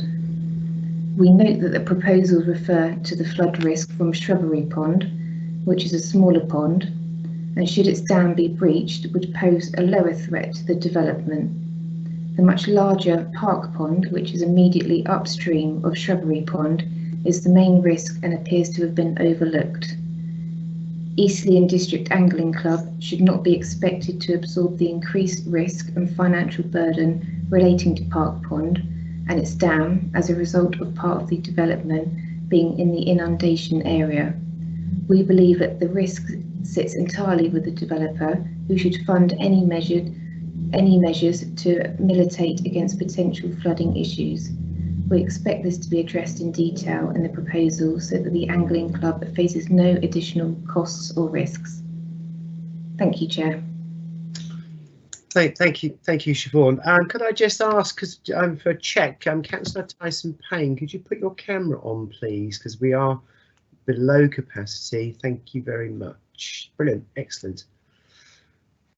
Right, okay. I believe that we have John Bray, who would wish to speak in favour of this development, again from Highwood. So I'm hoping that John's getting himself ready and Laura's priming herself to do the necessary. And Guy's getting his stopwatch ready for the 3 minutes. But if it's anything like last time, then that's not going to be needed. So thank you very much, John. Over to you. Thank you, Chair. My name is John Bray. I'm Planning Manager at Highwood, speaking on behalf of applicants Highwood and Cinnamon Retirement Living. The proposals before you will provide state-of-the-art facilities comprising a care home, specialist accommodation for the elderly, along with extensive shared communal facilities, on-site management and care support for residents. Reflecting national trends, the population within Eastleigh and Test Valley is ageing, and there is a growing demand for schemes such as this to contribute towards meeting the full range of local housing needs into the future. The development will deliver a range of social benefits on a site that has outline planning permission for a care home within Eastleigh and which is allocated for residential development within Test Valley. It is the final key part of the North Stoneham Park community, which caters for the young through to the old. In terms of environmental benefits, the proposals will transform Park Farm, which prior to Highwood's purchase was subject to unregulated and unneighbourly activities. It will bring new life to the neglected former coach house, improve the setting of the listed wall, provide a new woodland walk and arboretum, and deliver a landmark building for Avenue Park. It will assist the local economy through new jobs and increased local spend. We've been working with your officers and colleagues in Test Valley on the detailed design and layout of the scheme, the result of which will be a development of high quality that's appropriate to its setting and attractive in terms of built form and landscaping. On parking, as the CCRC will be privately managed by Cinnamon, parking will be subject to close monitoring by staff, particularly on Eastleigh Football Club match days, when temporary road signs will be erected at site entrances and staff will be on hand to monitor and manage. Addressing the Angling Club, they've raised concerns obviously over their obligations to monitor and maintain their ponds. However, the key point here is that the Environment Agency have raised no objection on this issue. We've asked Odyssey Consulting engineers to advise us. The risk of pond failure is extremely low in this instance due to inspection and maintenance regimes that are already in place. The flood level quoted by the EA is only 50 millimetres higher than our lowest ground floor slab level. The drainage scheme proposed in the courtyard concerned will easily cater for 50 millimetres of water, and there is no material risk to the occupants of the development. Our scheme cannot therefore be considered a reason for increasing the category risk of the reservoirs. There are currently office buildings located to the east at Stoneham Rectory and the Concord Club on Stoneham Lane within a higher depth risk of up to 2 metres or more. And as I've said, the EA raised no objection in this regard. To conclude, the development will deliver a range of benefits, social, economic and environmental, and will be a fantastic asset to the area and the new North Stoneham Park community. I hope that members will be able to support their officer's recommendation this evening. Again, if there are any questions, I'll remain online and do my best to answer if needed. Thank you. Lovely, thank you very much for that, John. I think you just ran into about 3 minutes 5-6 seconds, so well timed. Right, okay, so it's now up to members. If any members have any questions with reference to this planning application, so if you'd like to let me know, please.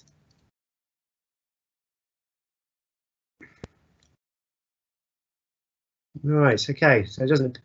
Councillor Bourne in the nick of time.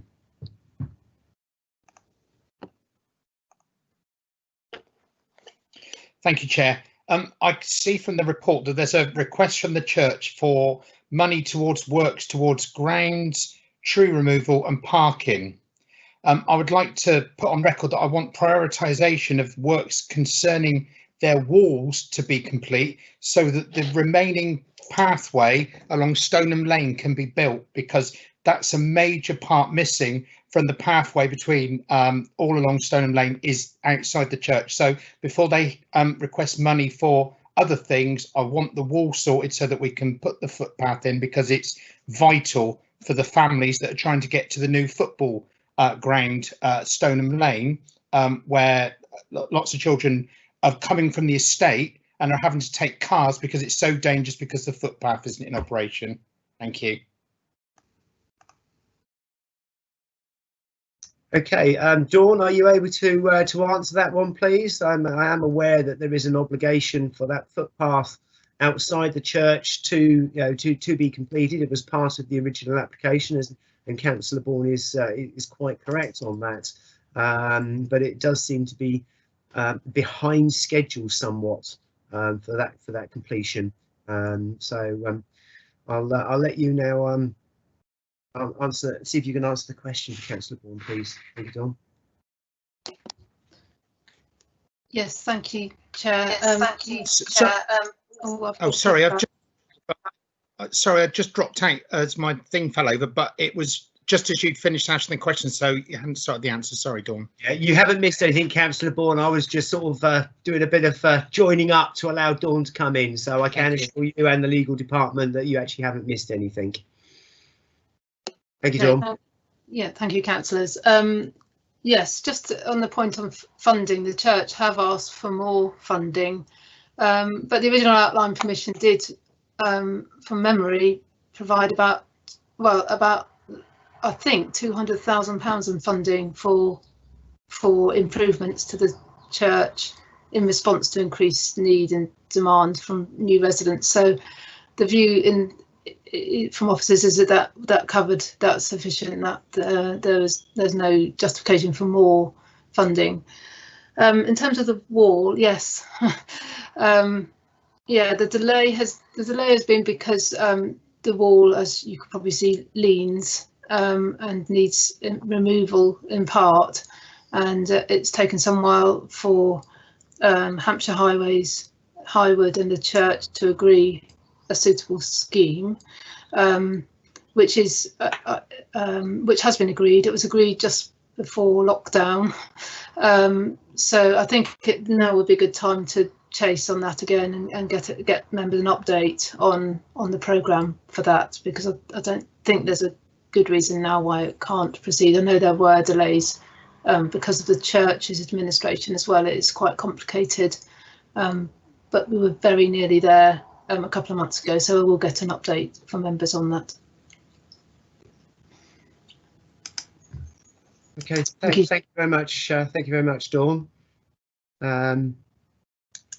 I can confirm that on the committee on the 11th of November 2019, £111,339 of developers' contributions were allocated to St Nicholas Church. I'm not saying that that is actually all of them, because I don't know, but I have just been able to look at my notes to actually confirm that amount. And that, I believe, is outside of any monies that have been allocated for the footpath and the wall and stuff. I think that's actually for an extension to the actual church. Okay. Anybody else got any questions on this one, or shall I just ask my question and finish off and move on to debate? I'll ask my question and we'll see how we go. It's actually around. Well, one very quick question. Is there actually Japanese knotweed on the site? I noticed it's mentioned on page 39, paragraph 19, invasive species. And if there is, actually, what's the time frame for removal? Because this stuff can be notoriously difficult, is known to grow through, known to be able to grow through concrete. And therefore, if it is on site, is it actually going to slow things down? From the timelines that are envisaged, and the other one is actually to do with the objection around the Environment Agency in their words on page 47, paragraph 17. Objection from the Environment Agency on inadequate flood risk assessments, which I obviously note from the presentation is still outstanding, and it's also mentioned again on page 52, paragraph 47. So I just wanted, what is their concern over the flood risk assessment, and if we know why they haven't actually replied yet, and if that concern actually does relate to Section 10 of the 1975 Reservoirs Act. That's the only quick question, or two questions that I have, Dawn. Thank you.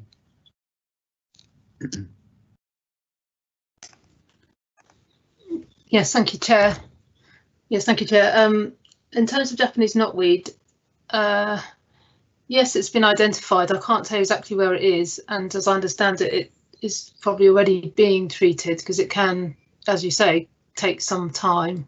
But we do. Maybe John can help me out here. But yeah, we sort of are making sure that we are, and the Environment Agency are happy with the methodology for that. Hopefully it wouldn't slow down the development. It's quite, a long development programme for this, so hopefully that wouldn't cause delay. Yeah, in terms of the Standing Environment Agency consultation, so they don't have any objection in relation to the Reservoirs Act and the risk of flooding from the fishing lakes. That's not their issue. They're satisfied with that. The outstanding matter is just one matter. It's in relation to a culverted watercourse within the site and the works around it, which are sustainable drainage works. And the plans have been amended to make sure that the culvert is properly protected. And they've been with the Environment Agency for a little while, so slightly frustrating. We haven't got that response. We have been chasing, but it is in respect of that quite narrow area in the flood risk assessment. So hopefully that will be cleared quite soon. But yes, it's not in relation to the fishing lakes and any risk or not from that. Thank you, Chair.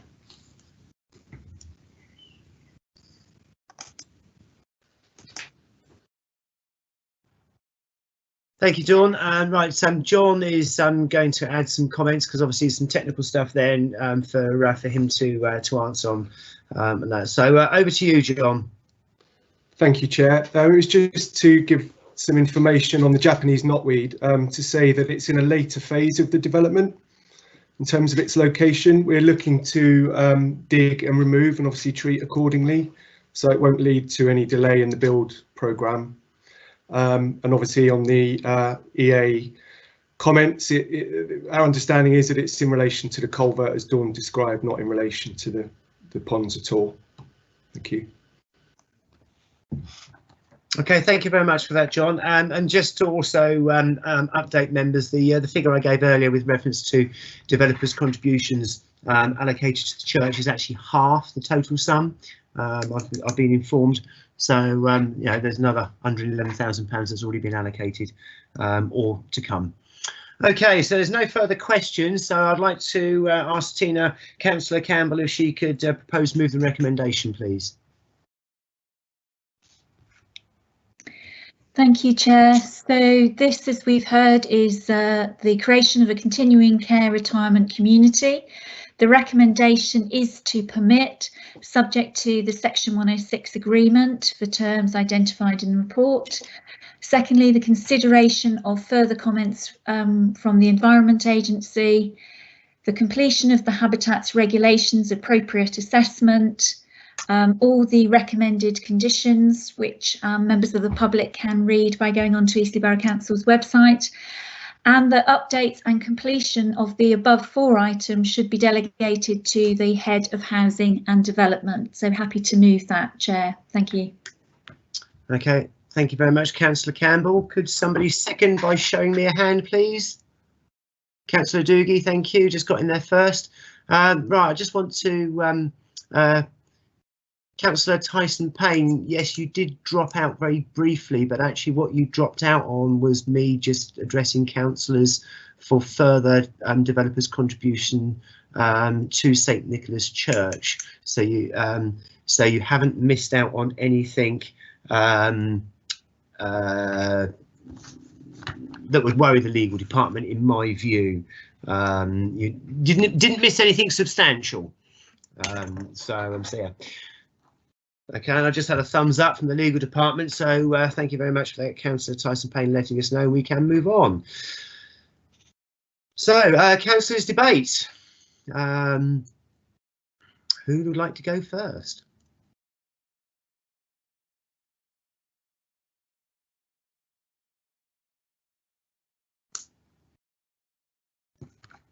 Okay, I'll say a few words, and possibly that might spurn on some other comments from members.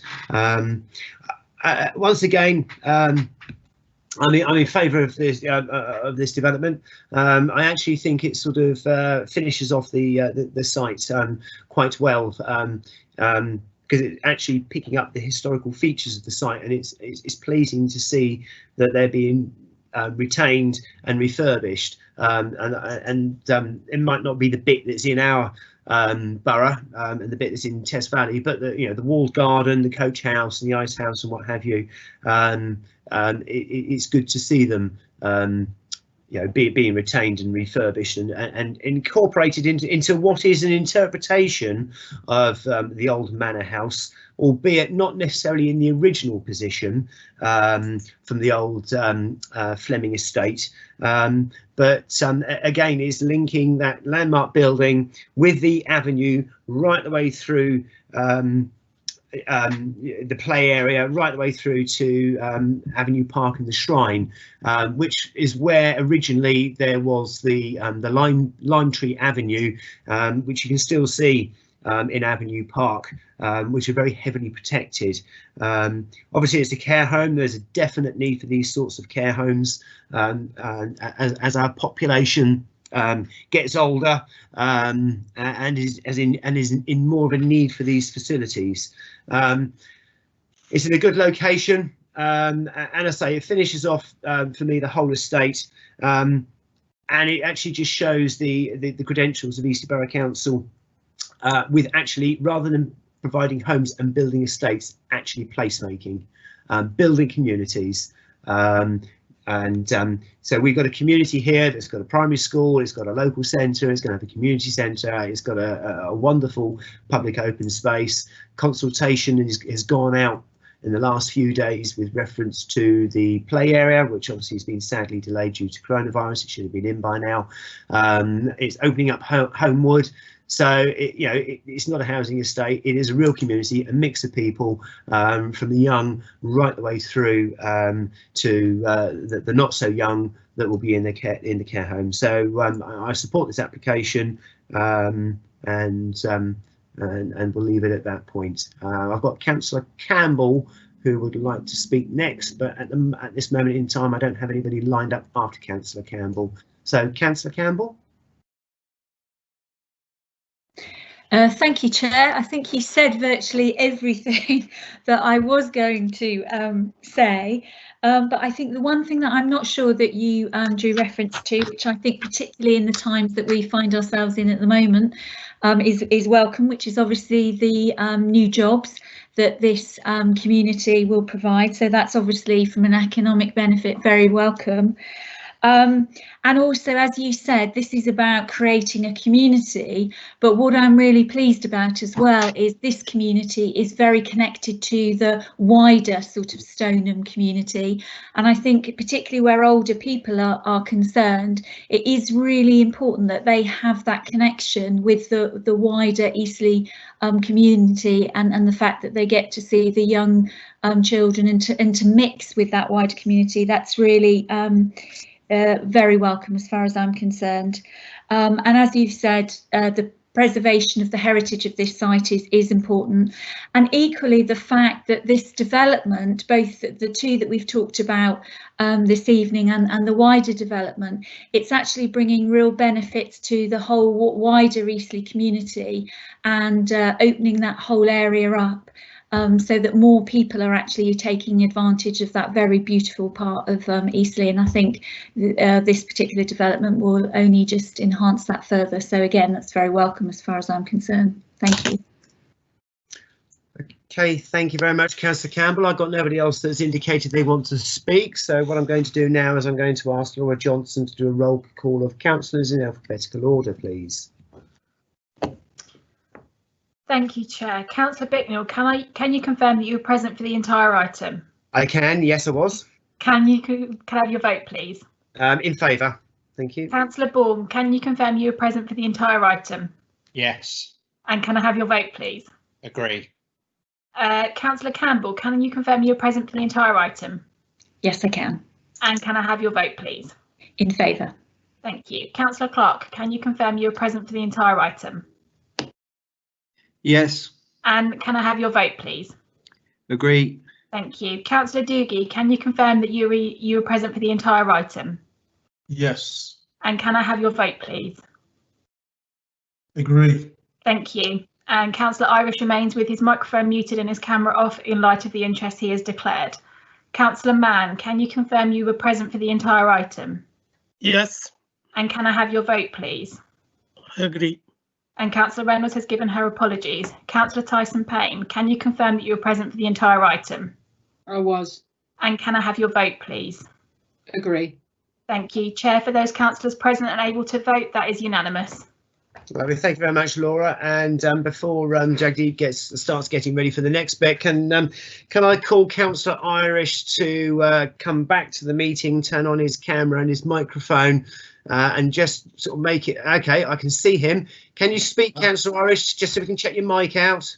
I'm back. Had a nice sleep and I'm back now, so that's good. Lovely, thank you very much. So just confirming that Councillor Irish is now back and rejoined the meeting, so that we can now move on to agenda item number 9, which is another planning application, and this is for the Prairie Park play area.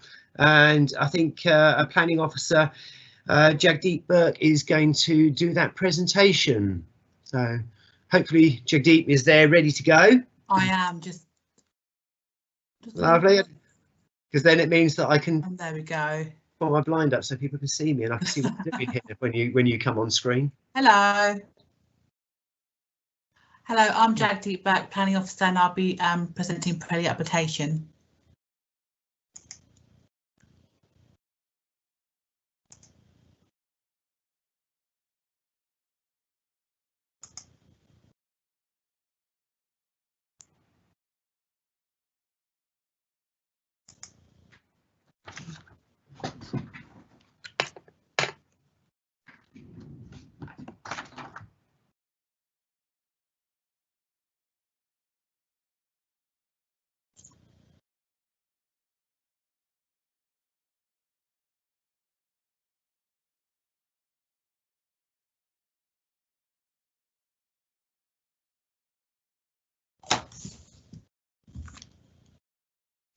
Jagdeep, have you got your system audio shared? Do you know what? I was just wondering, I'm just going to pause it. I was wondering what's happening just back then. Sorry. You have to reshare it to try the system audio thing again, but it's fine, Jagdeep. So yeah, if you didn't tick that box, please just reshare and try that one again. Oh. Share.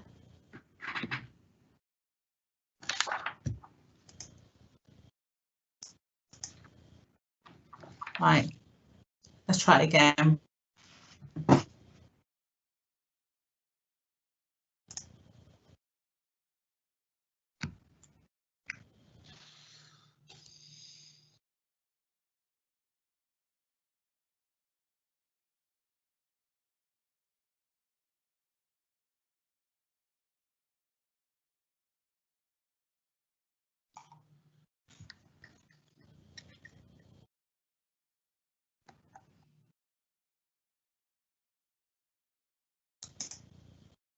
So I'm just pausing it there. Could anyone actually hear the presentation? Because I couldn't.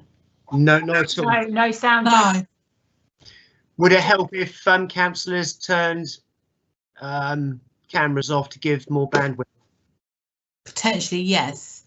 Okay, let's give that a go. So can I ask all councillors to turn their cameras off, please? But stay in the meeting. All right.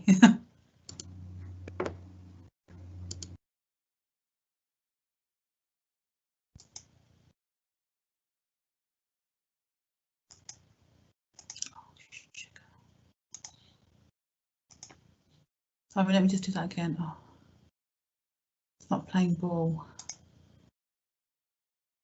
Right. Let me know if you want me to do it, Jagdeep. Emily, do you mind? I'm having real trouble over this side. I'll Thank see you. if I can make that work.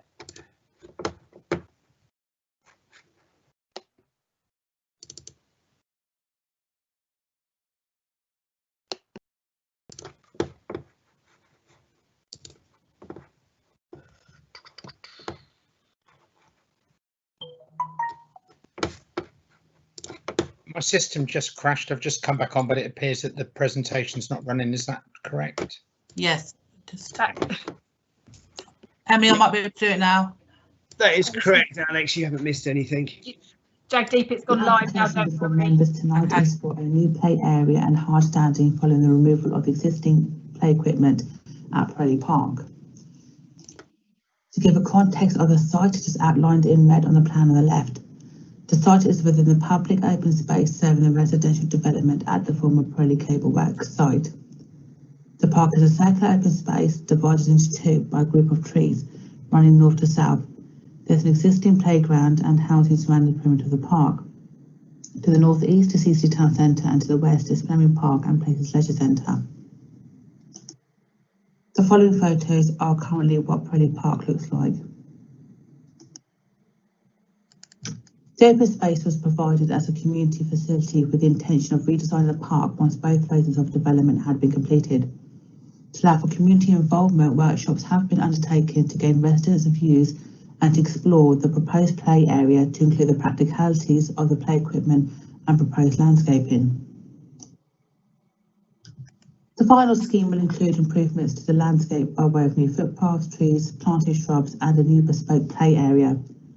It was considered important to take into account the site's history, and so large-scale drums have been used in the design of the play equipment and landscaping. These drums were used by Preley Cable Works to transport the cables. The majority of the work does not require formal planning consent, as it falls within permitted development. The only element of the proposal which requires formal planning approval is the elevated walkway, as it exceeds the 4-metre height limit allowed. You can see the walkway to the north of the drawing. And here are its elevations. No objection has been raised by Direct Services, who will be maintaining the park. Environmental Health have requested that prior to the commencement of the installation of the approved play equipment, a report confirming ground conditions shall be submitted to the local planning authority. 2 representations have been received about there not being enough variety of play equipment. and that it won't appeal to all ages, and that the play area will be sited close to their property. The elevated walkway will be sited over 40 metres away from the nearest residential property. At a distance of beyond 35 metres, the Quality Places SPD states reasonable privacy is achieved by remoteness. Therefore, it is not considered that any neighbour's amenity will be unduly harmed. Areas which attract youth can at times result in antisocial behaviour, which can discourage other residents from using such play areas. While the concerns are understood, it is not considered the application warrants a refusal on this basis. The presence of dwellings around the perimeter of the park will provide for a good level of surveillance, especially outside of the hours that the park would normally be used. And the improved landscaping should encourage other residents of all ages to use the park. Furthermore, there are a number of CCTV cameras at the perimeter of the park. It is recommended that the application is approved. Thank you.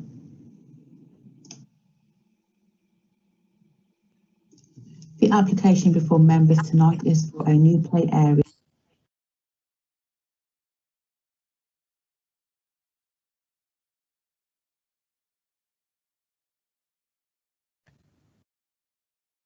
Okay, thank you, Jagdeep, for the presentation. If I can ask all councillors to turn their cameras back on, please.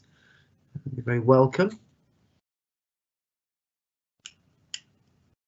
Okay, thank you very much. Okay, do we have any members of the public that wish to speak on this item? If someone could let me know, please.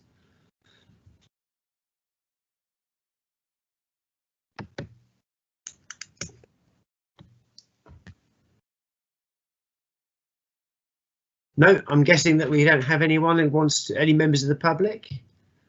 Okay, so open it up for. Oh, yes, we do have a member of the public who wants to speak. Okay, what am I getting? Wait. No, we don't. All right, okay, so, right. I'll go on to somebody that does want to speak. So I've got Councillor Bourne wishes to speak first, and then after Councillor Bourne, it'd be Councillor Tyson Payne, and then Councillor Campbell. So Councillor Bourne, questions, please.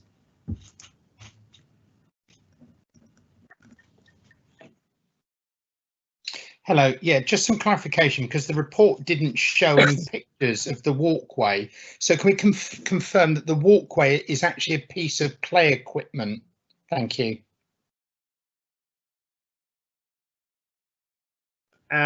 What we do, I think perhaps we take the questions all in one go because that was quite a quick question. Councillor Tyson Payne, your question or questions, please. Yes, good evening.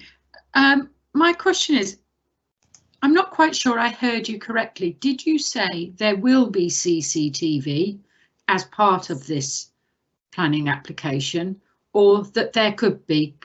I need a bit more explanation about the CCTV, please. Thank you.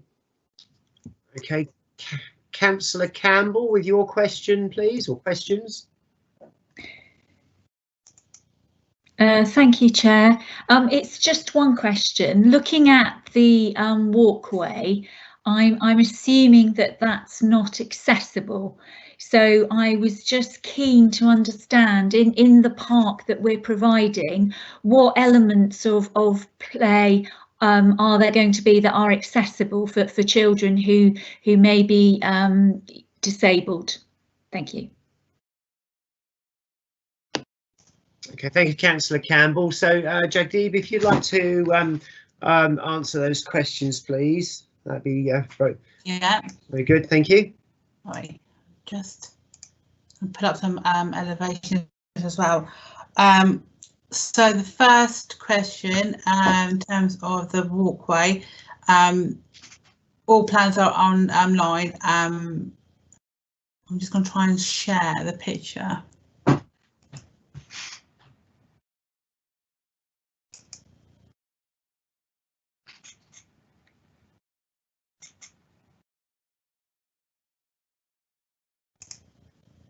Right. This is the elevated walkway there. That was what was in the presentation, and it showed that on the bird's eye plan, it showed it to the north of the concept drawing. In terms of CCTV camera, there are existing CCTV cameras surrounding the perimeter of the site. I think there's been about 3 or 4 at the moment, which tilt and zoom, allowing for good security measures to be undertaken. In terms of whether any equipment is accessible, from what I gather it is, but can't be 100% sure, but it's something that I can confirm back and get back to yourselves. Thank you. Okay, thank you, Jagdeep. Is that everybody's questions answered? If so, we'll move. If I can ask Councillor Campbell if she could move and propose the recommendation, please. And also, could I ask Jagdeep if you could remove your screen share as well, please? Yeah, absolutely. Thank you, Chair. So, as we've heard, the proposal is for the formation of new hardstanding and installation of new play equipment following removal of the existing play area. The recommendation is to permit. I do believe, am I right in thinking that there has been an additional condition put on that we need to reference? Yeah, so the pollution team from Environmental Health have asked for a land contamination report just to figure out the contamination, if there are any potential contaminations within the land area, and then which I have been led to believe by the developers that there shouldn't be, but they've just asked for a ground report. Okay.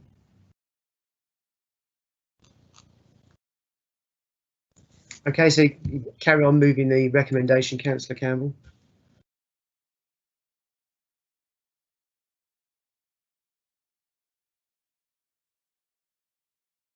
And you're muted as well, Councillor Campbell. Thank you, Chair. So unless you want me to read the conditions and reasons, I'm happy to move it with the addition that we've just heard from Jagdeep. Thank you. Okay, can I have a seconder, please? Councillor Irish, thank you very much. So, okay, is there any debate? Councillor Irish. Right, can you hear me there? Yes, we can, thank you. Yeah, this is a place that I've been walking by quite a lot when I've been doing my daily exercising, which is just around the corner from me, and I walk past it and talk to a lot of residents who are really pleased to hear this coming. They wanted to know when it was going to happen, and I said well, it's going to happen very soon, and it's very well accepted on the estate, and it's a very nice place, good play area. So well done to everyone, and let's look forward to having it there. Thank you. That's it.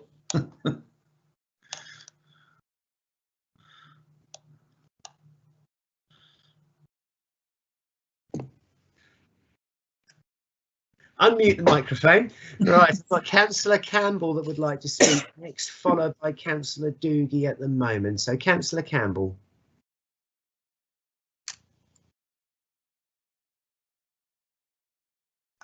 Councillor Campbell doesn't appear to have her camera on. No, I think she might have dropped out. No, I'm here. She's back. Right, okay. Sorry, I don't know what happened there. I just would like to emphasise how long the residents have been waiting very patiently for this. They are really enthusiastic for it to happen. I know that we were really successful in negotiating some additional funding from developers so that what we do deliver ultimately is going to be even better than originally envisaged. But I'm very keen that we crack on with this and get it delivered as quickly as possible so that the residents in that area can obviously enjoy what looks to be a really exciting play park. And I'm really pleased. I've seen a note to say that yes, there is an accessible roundabout, and several of the mounds and slides and swing are designed to allow, sorry, I can't quite read that last bit, a good degree of use by those with disabilities. So I'm really pleased to hear that that's the case. Thank you, Chair. Thank you, Councillor Campbell. So moving over now to Councillor Doogie. please. Thank you, Chair. I just want to echo the words of my ward colleagues that this is very welcome. It's been a long time in waiting, so I'm very pleased that we got to this stage and we can actually try to get this done for residents who want to enjoy this. And also myself so I can enjoy it as well. So I'm very pleased and can't wait for this to be put up. To be fair, thank you. Okay, lovely. Thank you very much, Councillor Doogie. I don't have anybody else who's registered that wants to speak, but I just need to briefly ask Councillor Campbell a question. We lost camera feed briefly. Was that just your camera, or did you lose the feed, please?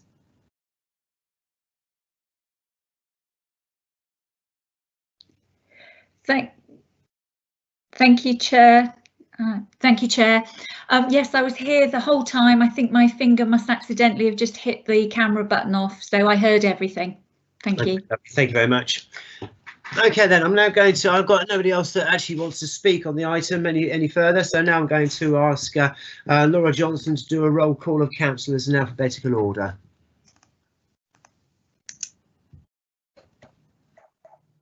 Thank you, Chair. Councillor Bicknell, can you confirm you were present for the entire item? Yes, I was. And can I have your vote, please? In favour. Councillor Bourne, can you confirm you were present for the whole item? Yes. And can I have your vote, please? Agree. Councillor Campbell, can you confirm you were present for the whole item? I was. And can I have your vote, please? Agree. Councillor Clark, can you confirm you were present for the entire item? Yes. And can I have your vote, please? Agree. Councillor Doogie, can you confirm you were present for the entire item? Yes. And can I have your vote, please? Agree. Thank you. Councillor Irish, can you confirm you were present for the entire item? Yes, I was. And can I have your vote, please? Agree. Councillor Mann, can you confirm you were present for the entire item? I was. And can I have your vote, please? Agree. And as before, we've got apologies from Councillor Reynolds. Councillor Tyson Payne, can you confirm you were present for the entire item? I was. And can I have your vote, please? Agree. For those that are present and able to vote, Chair, that's unanimous. Lovely. Thank you very much, Laura. Thank you. And thank you, councillors. OK, so moving on to agenda item number 10, which is the closure of High Street and Market Street traffic road order. So I'd like to ask Callie Sparks, Sustainable Transport Planner, to present her report, please. And before we actually get to the presentation, could I just ask the tech buffs if you think that it would be beneficial for councillors to turn off their cameras before Callie starts her presentation? Callie doesn't actually have a presentation. She's just going to introduce her report, so we don't need to turn off your cameras, but thank you. OK, that's fine. Lovely. OK, then, Callie, over to you. Good afternoon. I'm Callie Sparks, Sustainable Transport Planner for Eastleigh Borough Council. I'm here to talk about the proposals relating to the safe reopening of Eastleigh Town Centre on the 15th of June.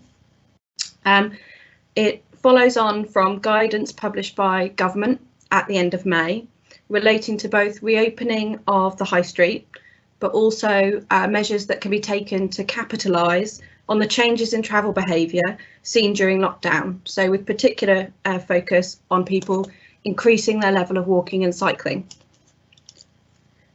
This is to encourage shoppers to return and use businesses in the town centre and provide safe and welcoming environment by providing additional space to enable social distancing and allow customers to queue safely.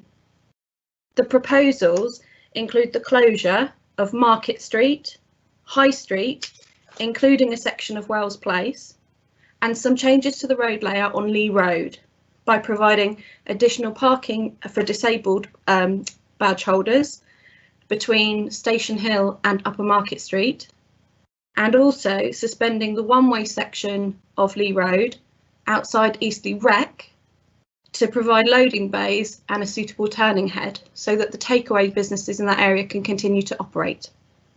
By closing the main roads to traffic, including pedal cycles, we're able to allow pedestrians to use the carriageway and parking areas which in turn allows customers to queue on pavements. So that's the outline of the proposal. And obviously you've, I think, seen the paper that's been circulated. So I'd be happy to answer any questions you may have about those proposals. Okay, thank you, Callie. And yes, a paper was circulated earlier, obviously directing people to Eastleigh Borough Council's website, and obviously you sent an email as well, which would have given councillors maps showing the road closures, and it's also on ModGov as well. Right, so I'm going to ask Siobhan Strand if we have any members of the public that wish to speak on this. General members of the public, I am aware that we do have a guest in the wings that wishes to speak, but I just want to know if there's anybody else first. So Siobhan.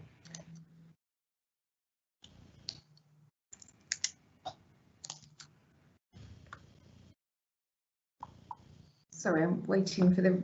apologies, we can't get your camera on because there's too many cameras on at this product. Okay, just verbally then, please, Siobhan. No further representations have been received. Thank you, Chair. Lovely, thank you, Siobhan. Right, okay, so I know that we have Teresa Swan from the BID that wishes to speak, but before I bring Teresa in, just need to ask, do we need to use some cameras for Teresa to come in? Because yes, I think we've got 10. Yeah, can I ask 2 councillors to drop out, please? Okay, so that's enough, thank you, that's enough, thank you. We don't need everyone dropping out. That'll do. Okay, so hopefully Teresa is getting herself ready, and Guy is getting himself ready with his stop clock and reset it at 3 minutes. So I'm ready for timing Teresa. Come on, let's wait for. Can anyone see Teresa's camera at the moment? I've got a T in a circle. No, Teresa, can you put your camera on, please? Camera's there on. We go. Right, okay, no, we can see you now, Teresa. Okay, so Guy, so you've got three minutes, and Guy will in the chat box will let you know when you've got, you've been running the clock down. So your time starts now. Hi, for the people that don't know me, I'm Teresa. I manage the BID, which is a representation of the businesses in the town centre. Obviously, this closure has gone through very quickly because of the COVID response, but what I would like to point out is there has not been a lot of communications with the businesses. So but I hope they'll understand when they open the reasons for it. But what I would like assurance is that when it changes. Sorry, someone's walking through. I'm really sorry. Yeah, when it changes. If they could use their maximum time to consult with the businesses so we get their opinions. That's all I'd like to say. Okay, lovely. Thank you very much, Teresa. Guy not needed once again. I'll leave Callie to answer that particular question. I mean, yes, you are right. I mean, everything has been done very quickly, but that seems to be the nature of any government announcement at the moment with reference to coronavirus. The last people that actually seem to know what's happening is the people it actually affects. You tend to find out, a couple of days beforehand that, oh, you're going to open tomorrow, and that.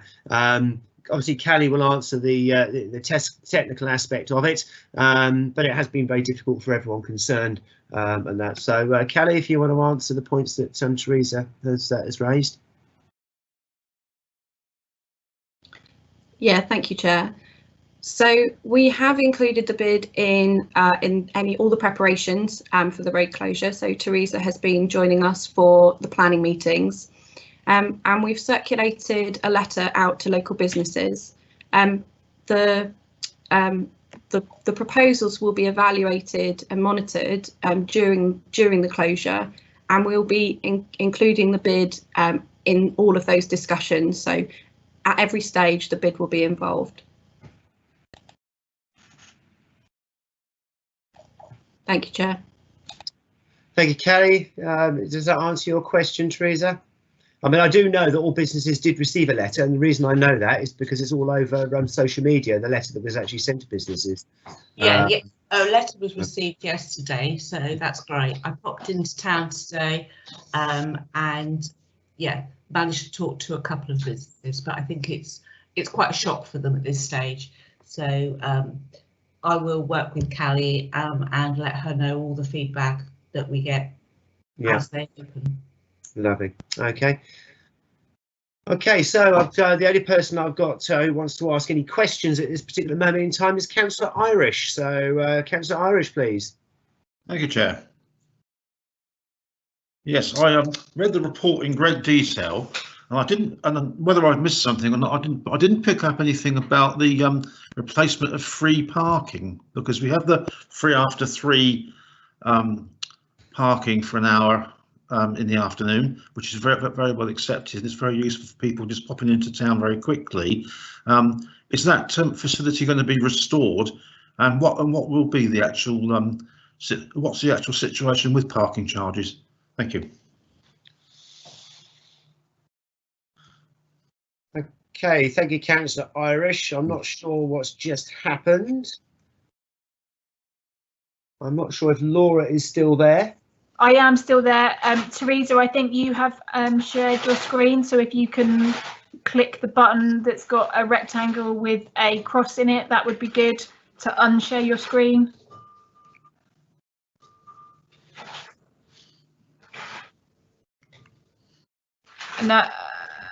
And click it again.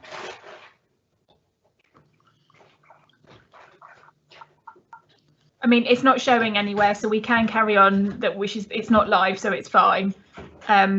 So over to you, Chair. Okay, thank you, thank you, Laura. But at the moment, the live feed is actually on Councillor Irish, from what I'm seeing at my end.